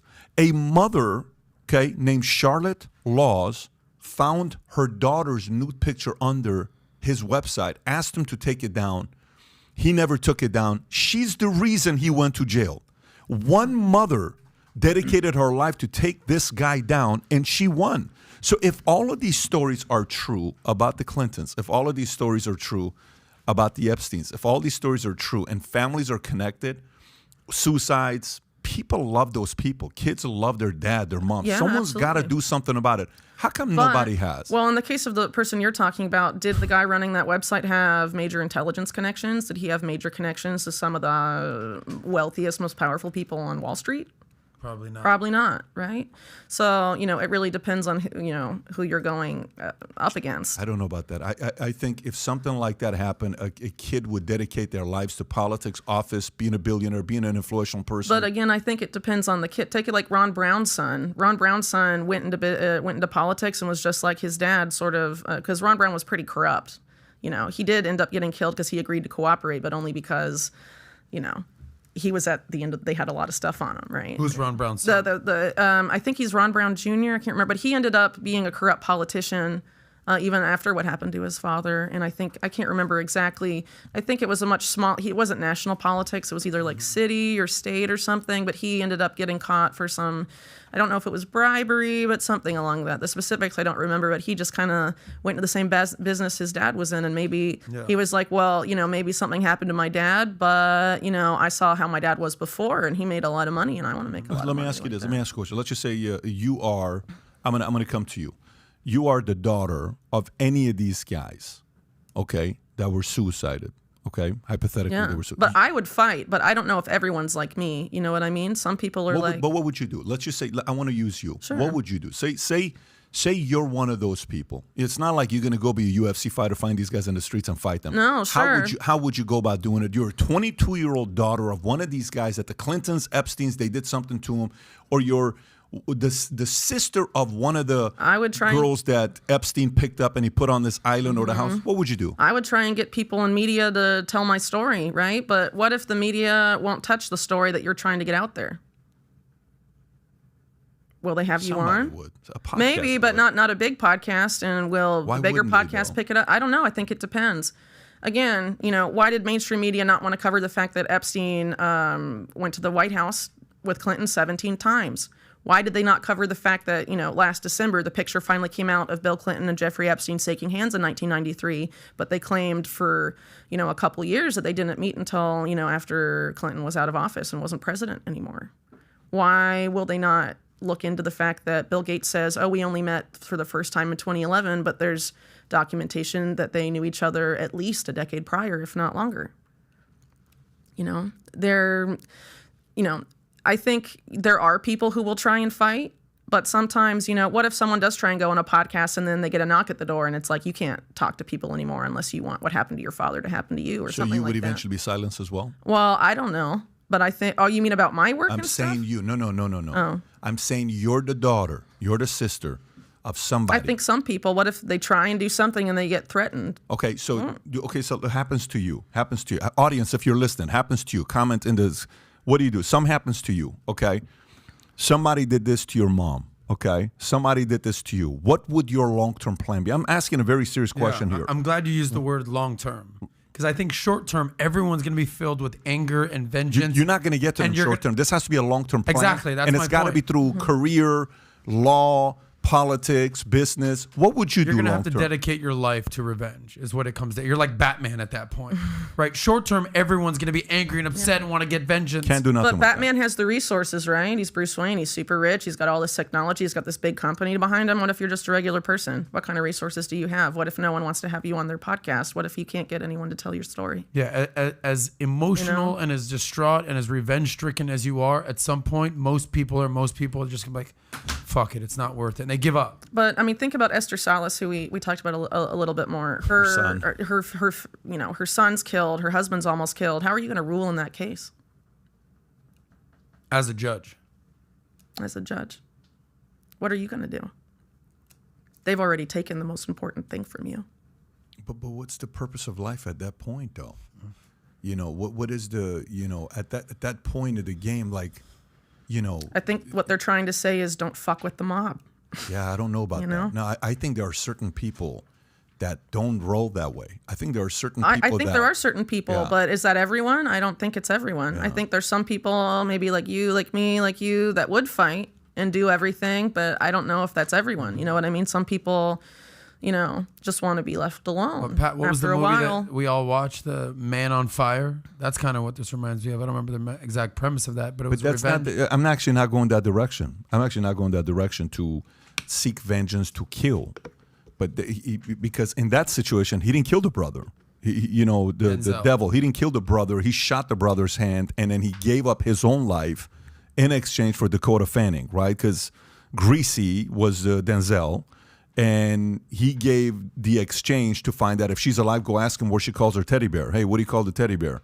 I call the teddy bear Greasy. She calls the teddy bear Greasy. Boom. That's the point of the story changes, right? Inflection point where you're like, oh my God, she's alive.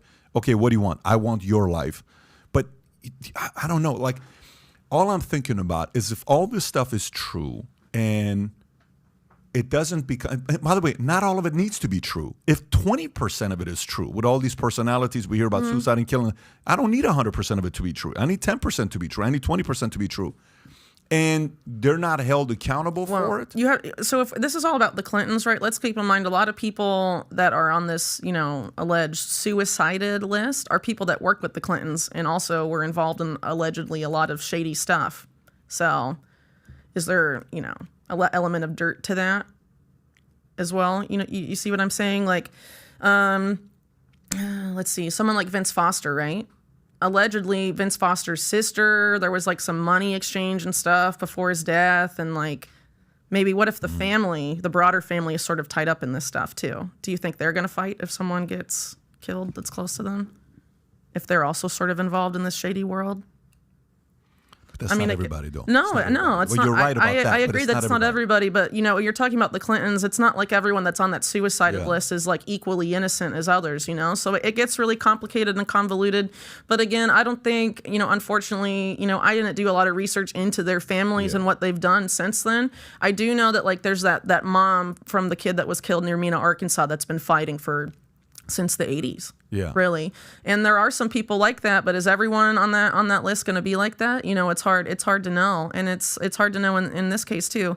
I mean, you take someone like Jeffrey Epstein being suicided, there's his brother, but his brother seems to have been involved in a lot of this stuff. And maybe he just doesn't want to get axed by the same person that might have axed his brother, What do you think it would take to get Ghislaine to speak and actually speak? What do you think it would take? I don't think it'll happen. But what do you all the money in the world wouldn't do it? No, I don't think it would have to be money. I think there would have to be mass disclosure of what was actually going on, and then maybe she'd talk about it, but she won't be the first to talk about it. No way. So she's in a very vulnerable situation. She got moved sort of like to a country club prison, probably because she agreed to not talk, right? Yeah. So you think she's done? She'll never talk. We will not get anything out of her. No way. No way. Don't you think her talking helps her set herself free if she does talk, because it's now all out in the open? I don't think it is all out in the open, though. No, if she does, though, if she does actually go out there and say, I don't know. It's hard to know. She thinks her father was murdered. She thinks Jeffrey Epstein was probably murdered.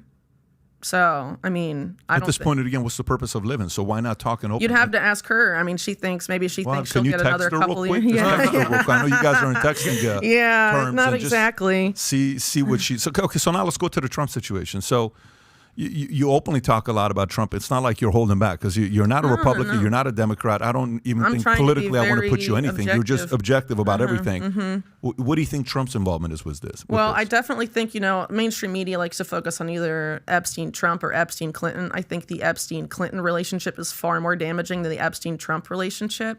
I think the Epstein-Trump relationship was mainly a social one. I don't really, the Clinton stuff is, we just kind of got into that and it's pretty wild, right? The Epstein-Trump stuff doesn't seem to be that crazy in comparison. I agree. But you have to keep in mind too, I think a lot of people, whether you love him or you hate him, you end up sort of coming at his background and who he is from sort of a biased standpoint if you're on one of those two polarized extremes that we have today in the United States, right? Regarding Trump, you're saying? Yeah, totally. So as I see it, I wrote a lot about his mentor, Roy Cohn, and that kind of world, and that's the person who supposedly taught him, the art of the deal, and we talked a little bit earlier about this favor bank system, unsavory alliances, you're working in real estate, the, cement, concrete, it's mob-dominated companies, you gotta, make unsavory alliances to make your business work, and, this is a guy, Trump is a guy that inherited a real estate empire already there. He obviously wants it to succeed, so he's going to continue that same system, right? And he's going to continue making those same alliances and do what he can to be a businessman and do what in his mind is, be successful, right?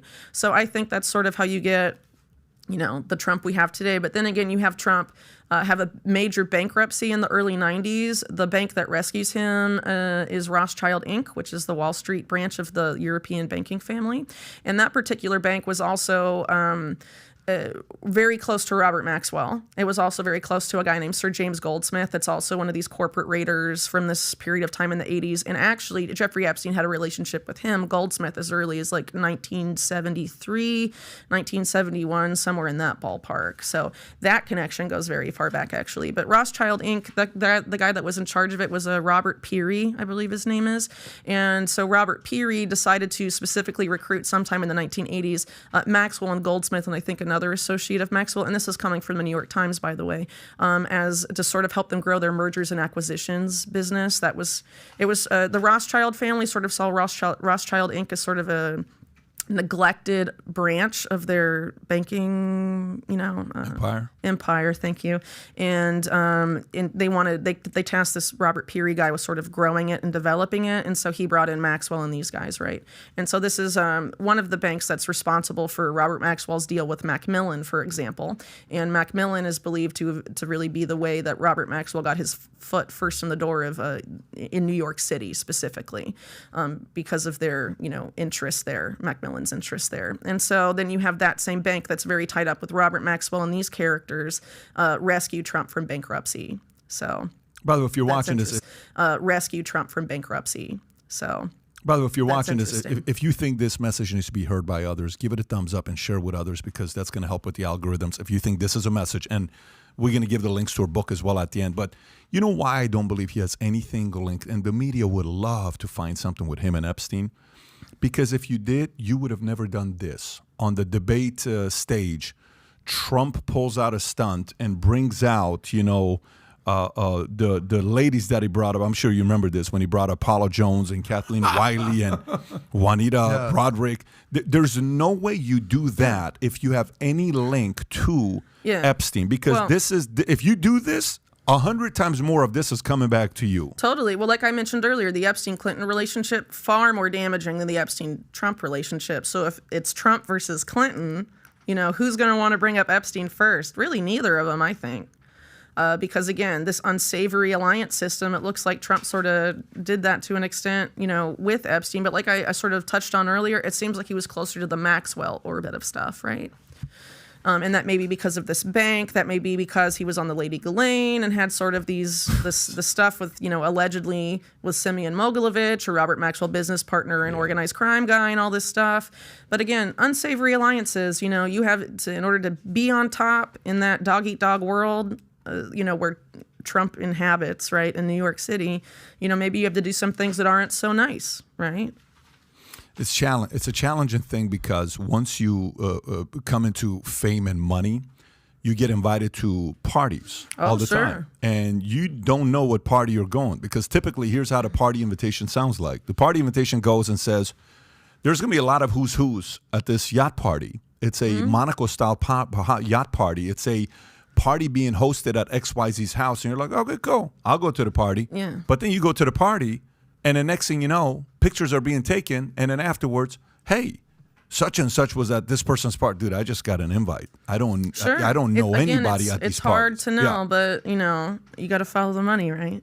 That's a different story. Following the money is a different story. Once you do business with somebody, that's a different story than you're invited to a party. But sometimes, like there's even a picture with Ghislaine Maxwell, Elon Musk. So, hey, look at the picture here and I don't know if you've seen this one or not. Sure, Yeah. from 2014, I believe. Yeah, so here's at a party. Well, she took pictures with a lot of people, even like Robert F. Kennedy Jr. took pictures with her, but they're, as far as I understand, not really affiliated at all. So, I mean, she was a social butterfly. She was very much in these elite New York social circles, and, that was really what she did. She was an influencer, right? And, there are times when she used that to advance, this particular side of things that we're talking about, the shadier stuff, but some of it may have just been social. Again, it's really hard to know. But, if you look, like I did, at some of these articles that came out in mainstream media before Epstein was infamous, even arrested the first time, I mean, it's pretty clear that people in those social circles knew something was weird with Ghislaine Maxwell and Jeffrey Epstein. There's talk, and I think it's a 2003 article from UK media talking about how Ghislaine Maxwell, there were rumors that she would take young blonde girls and train them in sex techniques and how to use whips and stuff. Who would do this? Ghislaine Maxwell. This is in mainstream media before he was even first arrested. If that's trickling into mainstream media reports, far back then, somebody knew. And someone was trying to say something, but, didn't really do much, I guess. I have a question before I want to stay. I want you to stay on Trump and all this, but because I'm shifting gears a little bit. But these days Kanye's in the news for a lot of anti-Semitic comments. Sure. Okay? And I'm Jewish, so anti-Semitism. What? Hold on. And then he's like, I am actually hearing what he's saying, and he's kind of just emphasizing his point about what's happening in Black America, and it's not so much against Jews. And he had a very, interesting dialogue with Lex Friedman, who's a very intellectual podcaster. If you've ever heard of him, very smart guy, very stoic and very rational. But he kind of, some of the things he was saying about Jews almost triggered Lex to start cursing and get emotional. But my question stems from the point that they got at is he's like, Jews didn't screw you, Kanye. Individuals did. When you start calling out groups of people and not individuals, that will breed to hate. When you start calling out individuals, sure, you can kind of work on the problem. But so as a Jew, I'm kind of grappling with that. Well, here's my question is this, though. Like you hear Rothschilds, Jewish banking family, Epstein, sure, Jewish, Ghislaine Maxwell, her family, Jewish. Okay. Right? Would you, here's the thing. If you're talking about Israeli intelligence, do you think I'm talking about all Jewish people? If I'm talking about That's the my CIA, question, do you think Mossad. I'm talking about all American people? If I'm talking about Italian mobsters, do you think I'm talking about all Italian people, Jewish mobsters, all Jewish people? There's a conflation here, and I think there are some people who use that to their advantage. Maybe before Epstein was arrested the first time, if you were to go talk about Leslie Wexner, organized crime allegations, allegations that he was involved with the murder of his tax attorney in 1985, you could have been called an anti-Semite by some people. But again, I don't think that's fair, because then you're conflating someone involved in criminal activity with all Jewish people. I mean, if you're going to say that someone that's involved with organized crime and conducts, is involved in criminal activity is the same as all Jewish people, wouldn't that be more anti-Semitic? You're saying all Jewish people do that kind of stuff? I mean, I think it's complicated when you get to that level of stuff. And I think the ADL to a big extent does that. And if you look at their funding, historically, you have people like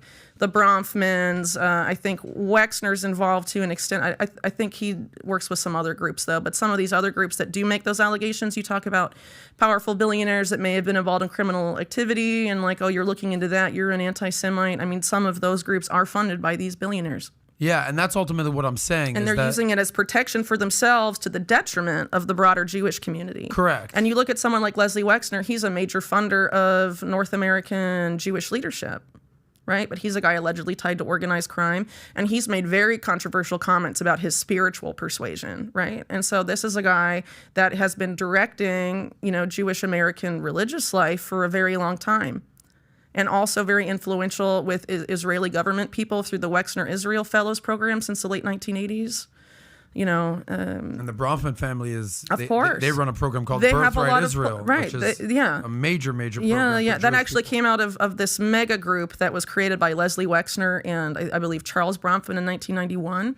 And it was Steinhardt and Bronfman that got together and created Birthright Israel. And Michael Steinhardt is someone he's very open about being an atheist and thinks that Jewish people should replace their faith with, basically worship of the state.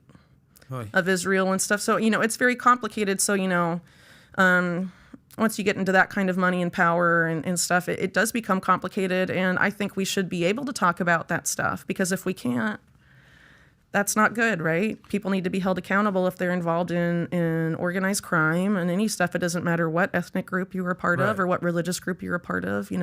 We're all equal, right? Or at least we're supposed to be. So you should be equally accountable. Like everyone else. Respect to you for doing what you're doing because what you're doing requires a lot of risk. And you've openly talked about being a mother. I'm glad last night you got 8 hours of sleep. And Yeah, not quite. I have a 10-month-old. I know you told us. So Today's Energy by Whitney is sponsored by coffee. Just so so two cups of coffee today. But to wrap it up here for yourself, your profession, you could write about a lot of different things. That's not as risky as this. You're writing about a topic that's very, very risky. How's your husband feel about you doing this? Does he sit there and say, babe, we got 2 kids. What are you doing? He and I do the same stuff. He's in the same business as well. So he's all for it. He's like, you guys are true believers and this is what you're committing to for the rest of your life. We have to fight for a better world. Yeah. Yeah. We have to fight for a better world for our kids. What concerns you long term? Oh, man. I mean, there's a lot of stuff right now that really freaks me out, I guess I would say, especially in the U.S. This war on domestic terror stuff is very concerning when you have the president of the United States giving a major speech and basically labeling a large segment of the country potential domestic terrorists just because they support a different political candidate. And that's coming from a person that doesn't like Trump. You're not a Trump person. Oh, no. Yeah. But I think, I have a lot of concerns, about the direction this country is going. But really, a lot of the world is in a very complicated position right now. And, the question is, who are making the supposed solutions to this problem? A lot of, the big issues of today, right, we're being told, they're so urgent, we have to solve them immediately. Here's the solutions, let's implement them. But a lot of people aren't looking at what those solutions are, who made them, and if they're really going to benefit us all. It's all about, urgency. But really the domestic terror stuff, it concerns me because they're basically some of the policy papers for that from the Biden administration sort of conflate things that go against the government narrative as national security threats. And what happens if that ends up going to its logical conclusion? And they say stuff like, you say stuff online that makes people disagree with each other, that's a national security threat. Okay, so we all have to agree. Everyone in the U.S. has to agree about with the government narrative, or you're a national security threat, or what you're saying is a national security threat, and you can't be allowed online. You can't be part of the public discourse. Yeah. Democracy requires that we have all sides heard, and the more you start stifling, not just like one side, but just anyone that doesn't agree with the government, we are going to get to a dark place very quickly. And that worries me. What happens once that takes place? I live in Chile in South America. There was a government like that in Chile not that long ago. People still remember it. And it's not pretty. It's never happened really in the U.S. before. I don't think people really realize what all that involves. And what was the situation in Chile like? There was a U.S.-sponsored coup d'etat in 1973 that installed Pinochet. He was a military dictator. And basically, mass murder, mass disappearing of dissidents. That was enabled actually by the CIA of something called Operation Condor. Our government, our intelligence apparatus, a lot of the people I write in the book, designed domestic dissidents disappearing, programs and protocols that were used by foreign governments. What happens if someday they decide to turn that stuff on us domestically? What do you think the war on domestic terror is? It's designed by these same people. Iran-Contra. Oliver North, he created something called Main Corps, which was a database of U.S. domestic dissidents that were going to be rounded up in the event of a vaguely defined national emergency. They've tried this before. Will they get away with it? Are they trying to do that now? This domestic terror stuff, if you follow it to its roots, you look at that stuff going on with the 80s, Iran-Contra, the aftermath of Oklahoma City, stuff that was going on after 9/11. There is a faction in our government that likes that type of government that they've installed in places like Chile and other places around the world. And I think there is a fight in our national security state apparatus between that faction and other people, and that faction wants to bring that style of government here to the United States. Is this what Trump refers to as the deep state? Well, yeah, I guess so. But I think Trump, in order to be in power, has made some sort of alliance with the deep state to an extent. I mean, in the sense that he was able to sort of, not be JFK'd, right?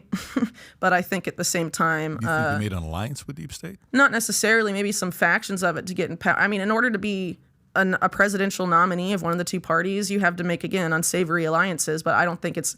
Again, I don't think the deep state's a monolith, right? I don't think it's one group, one guy that all agree with each other. You're going to have different factions in there. It's kind of hard to believe because most of them hate this guy. No, a lot of them hate, most of them, I would say, hate this guy. The Russiagate stuff, all those guys, yeah, sure, I think we can call that the deep state. But again, this is not a monolithic group. You're talking about people that all they care about really is expanding their money and power, and sometimes they're going to butt heads with each other. Sometimes they're going to come together. Sometimes they're going to be at each other's throats. It evolves a lot. You know, when it comes to talking about what exactly happened during Trump's first term, I mean, it's very complicated, but the extreme resistance he got from, mainstream media or, even the intelligence service and all that stuff. I mean, there was a lot of really crazy stuff going on, right? Well, remember that one interview that he did? Where he's like, when they basically said, they were talking about Putin and MBS and Saudi Arabia, when he said, well, you think the U.S. is that innocent, right? Calling out essentially what you're saying. That's hard to say in U.S. politics today. It's really hard to be a big-time politician in this country unless you perpetuate sort of a fairy tale narrative about what the U.S. government is and has done. And the reality is it's anything but that. Yeah, totally. Yeah. I mean, listen, it's and by the way, has anybody yet threatened your life or not yet? You're safe. You haven't had any weird emails, messages? I mean, everyone, I think, gets weird emails. I mean, because it's the internet. Yeah. Whether they're people that are threatening you or just saying all sorts of crazy stuff. Yeah. I mean, whatever. But I'm not really worried about it because, I think a lot of what we're seeing right now is on one level sort of a spiritual or energetic battle in a sense, and I think that if you are afraid, you're giving these people power over you you're afraid of them. So I think your commitment to what's good about humanity and what you're fighting for, what we enjoy in life, our future, our children, all that stuff, your commitment to that has to be total. Whitney, what month's your birthday? Just said it. October. October what? 17th. Okay, that makes sense. You guys are one day apart. Yeah, I like By the way, just for the record, public service announcement, I think it's fair to say Whitney, Patrick, and we have zero plans of suicide. This is not anything we're thinking of. We got to give that disclaimer out there. So funny. Well, people are afraid about that, and I think that's why more people don't come forward. But I think in today's world, it's much cheaper for them to just call me a conspiracy theorist and smear me than to hire someone to take me out. You know what I mean? Yeah, that makes sense. Okay, so once again, appreciate you for coming out. This was fantastic. I think we need another couple hours with you. Audience, if you're listening to this, if you were fascinated by this, you're in the middle of it, my suggestion, share the hell out of this video with others and just ask them, what do you think about what Whitney has to say? And then we're going to put the link below to both books, to order both books, Volume 1 and Volume 2. Tyler, if you can put it in the chat as well as at the top of the comment section, and let's pin it to the top so people can go order her book. And we'll in the description side, we'll put the website that it can come and find you as well. Go ahead. Sure. No, if I could just say so, 2 volumes, I should probably explain the difference between them. Volume 2 is the bulk of the Epstein, Leslie Wexner, Ghislaine Maxwell material. But if you're not familiar with some of the things we talked about today, BCCI, Iran-Contra, you want to know more about the history of Roy Cohn, Robert Keith Gray, Bill Casey, some of these guys that came up, you'll need to read Volume 1 to understand the big picture. I mean, you can read Volume 2 and get a lot of the stuff about Epstein out of it, but if you want to know the broader history and how long this has been going on in our country, I would recommend you read Volume 1. But Volume 1 is a lot denser and it's a lot more, it's kind of work to read because it's dense. You're almost saying start with 2? You're almost saying start with 2. Well, I would personally start with 1 if you want to, because a lot of people like to go chronological, but some people, got Volume 1 and were like, where's Epstein, So I just wanted to let people know. That's a good disclaimer. Folks, if you enjoy us having more guests like this, and this is the first time you're coming on this podcast because someone shared it with you and you support us asking these questions, having these types of guests, please subscribe to the channel and click on the alert button. Having said that, thank you so much for coming out. We may have a surprise podcast coming soon. Stay with us. We'll let you know if it does happen. Take care, everybody. Bye-bye, bye-bye, bye-bye.